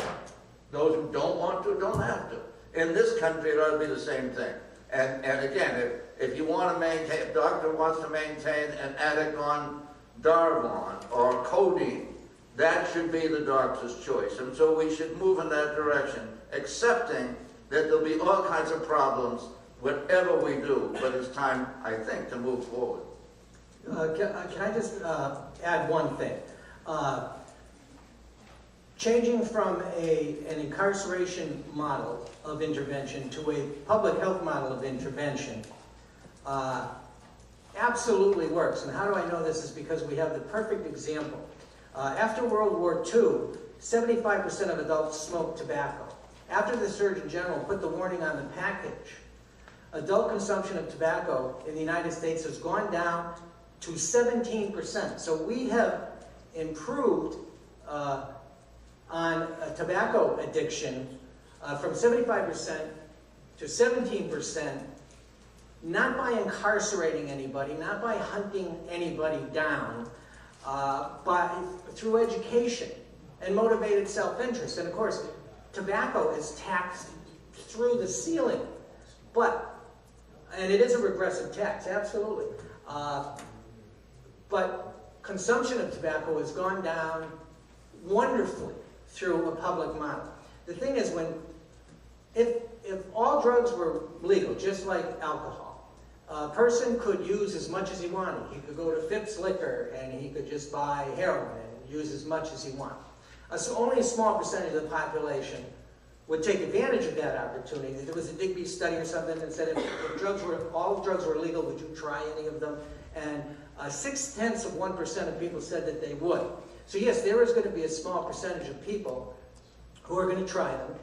Another small percentage of those people will become addicted to them, and some of those people will abuse them to the point of death, just like alcohol. Some people drink themselves into alcohol poisoning, but they can go into a liquor store and buy as much as they want. But incarceration, a corrections model for drug intervention is just inappropriate and ineffective.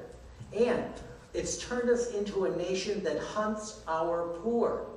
I totally agree with that. This is not the America I want to live in. I gave a talk at a college, and a lovely young lady asked the question, have people always hated cops as much as we hate them now? And I was shocked. I was taken aback. I grew up in Norman Rockwell's America. And the famous picture of the Massachusetts State Police officer sitting on the stool with the little kid who was running away from home, and he's talking the kid down, and he's going to bring him home. And cops were motivated to serve and protect, and they were admired and looked up to, and they were heroes. And now they're universally disdained because they become militarized. And the military model of policing necessitates that a military identifies an enemy. And so they've identified the populace of the United States. Everybody's a potential enemy, not a citizen like me. So public health models work. I don't think anything we tried could possibly be worse than what we're doing now. And I think the data bears that out. Yes?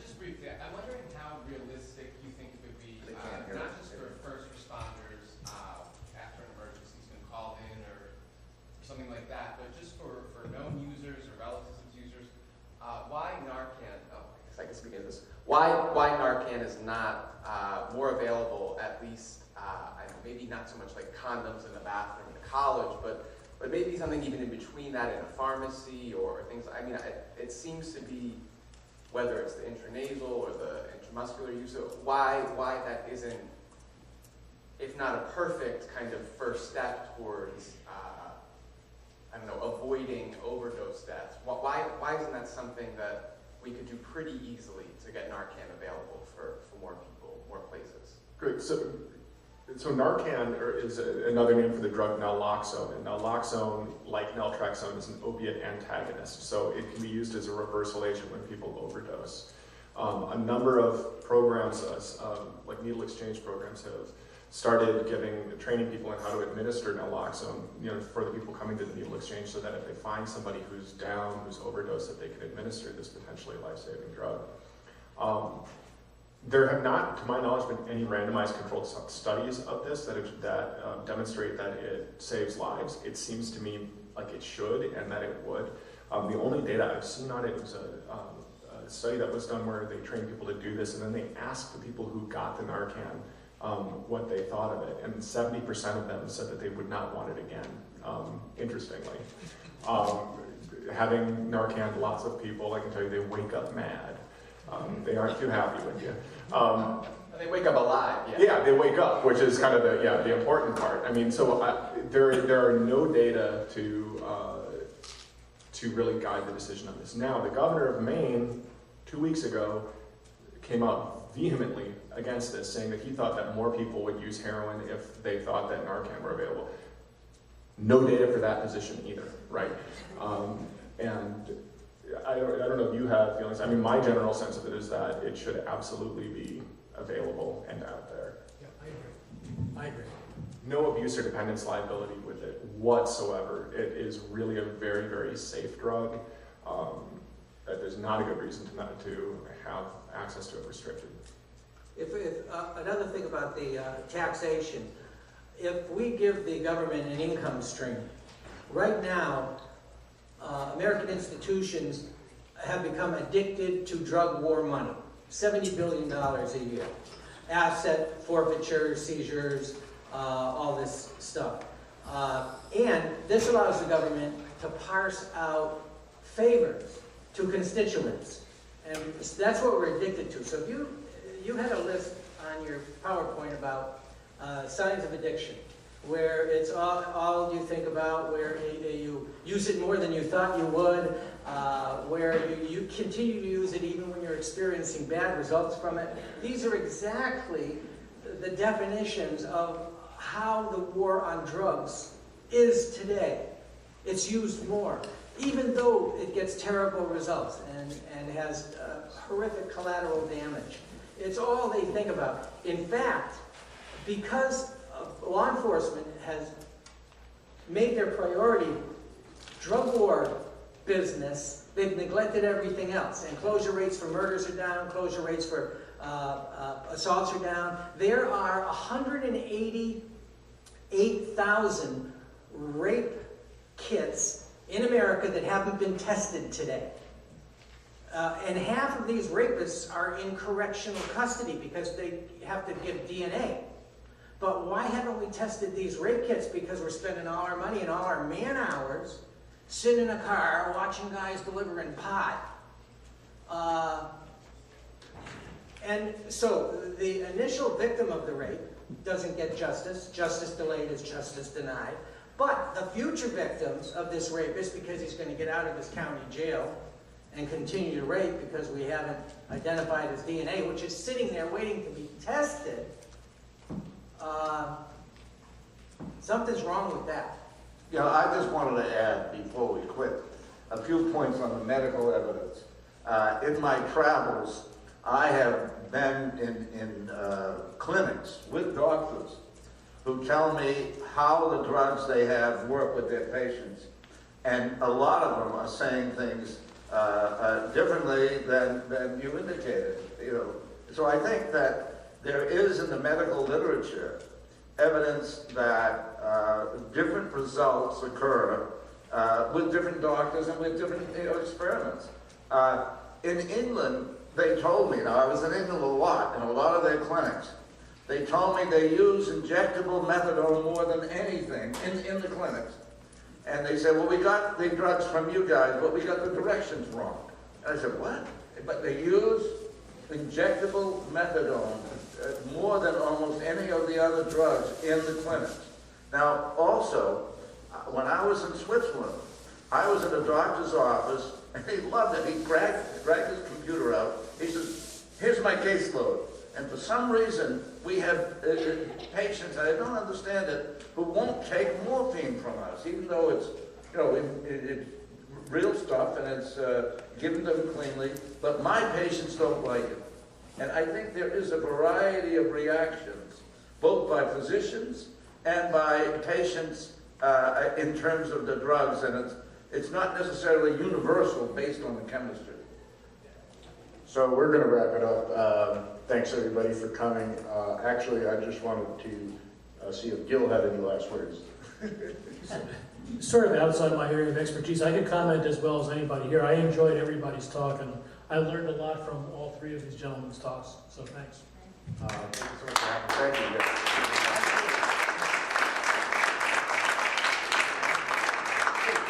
Sorry we didn't have time for any of the written questions, but if you still wanted to talk to the panelists, I'm sure they'll oblige you. Well, I'll tell you what. Thanks again for coming. You may find me proud.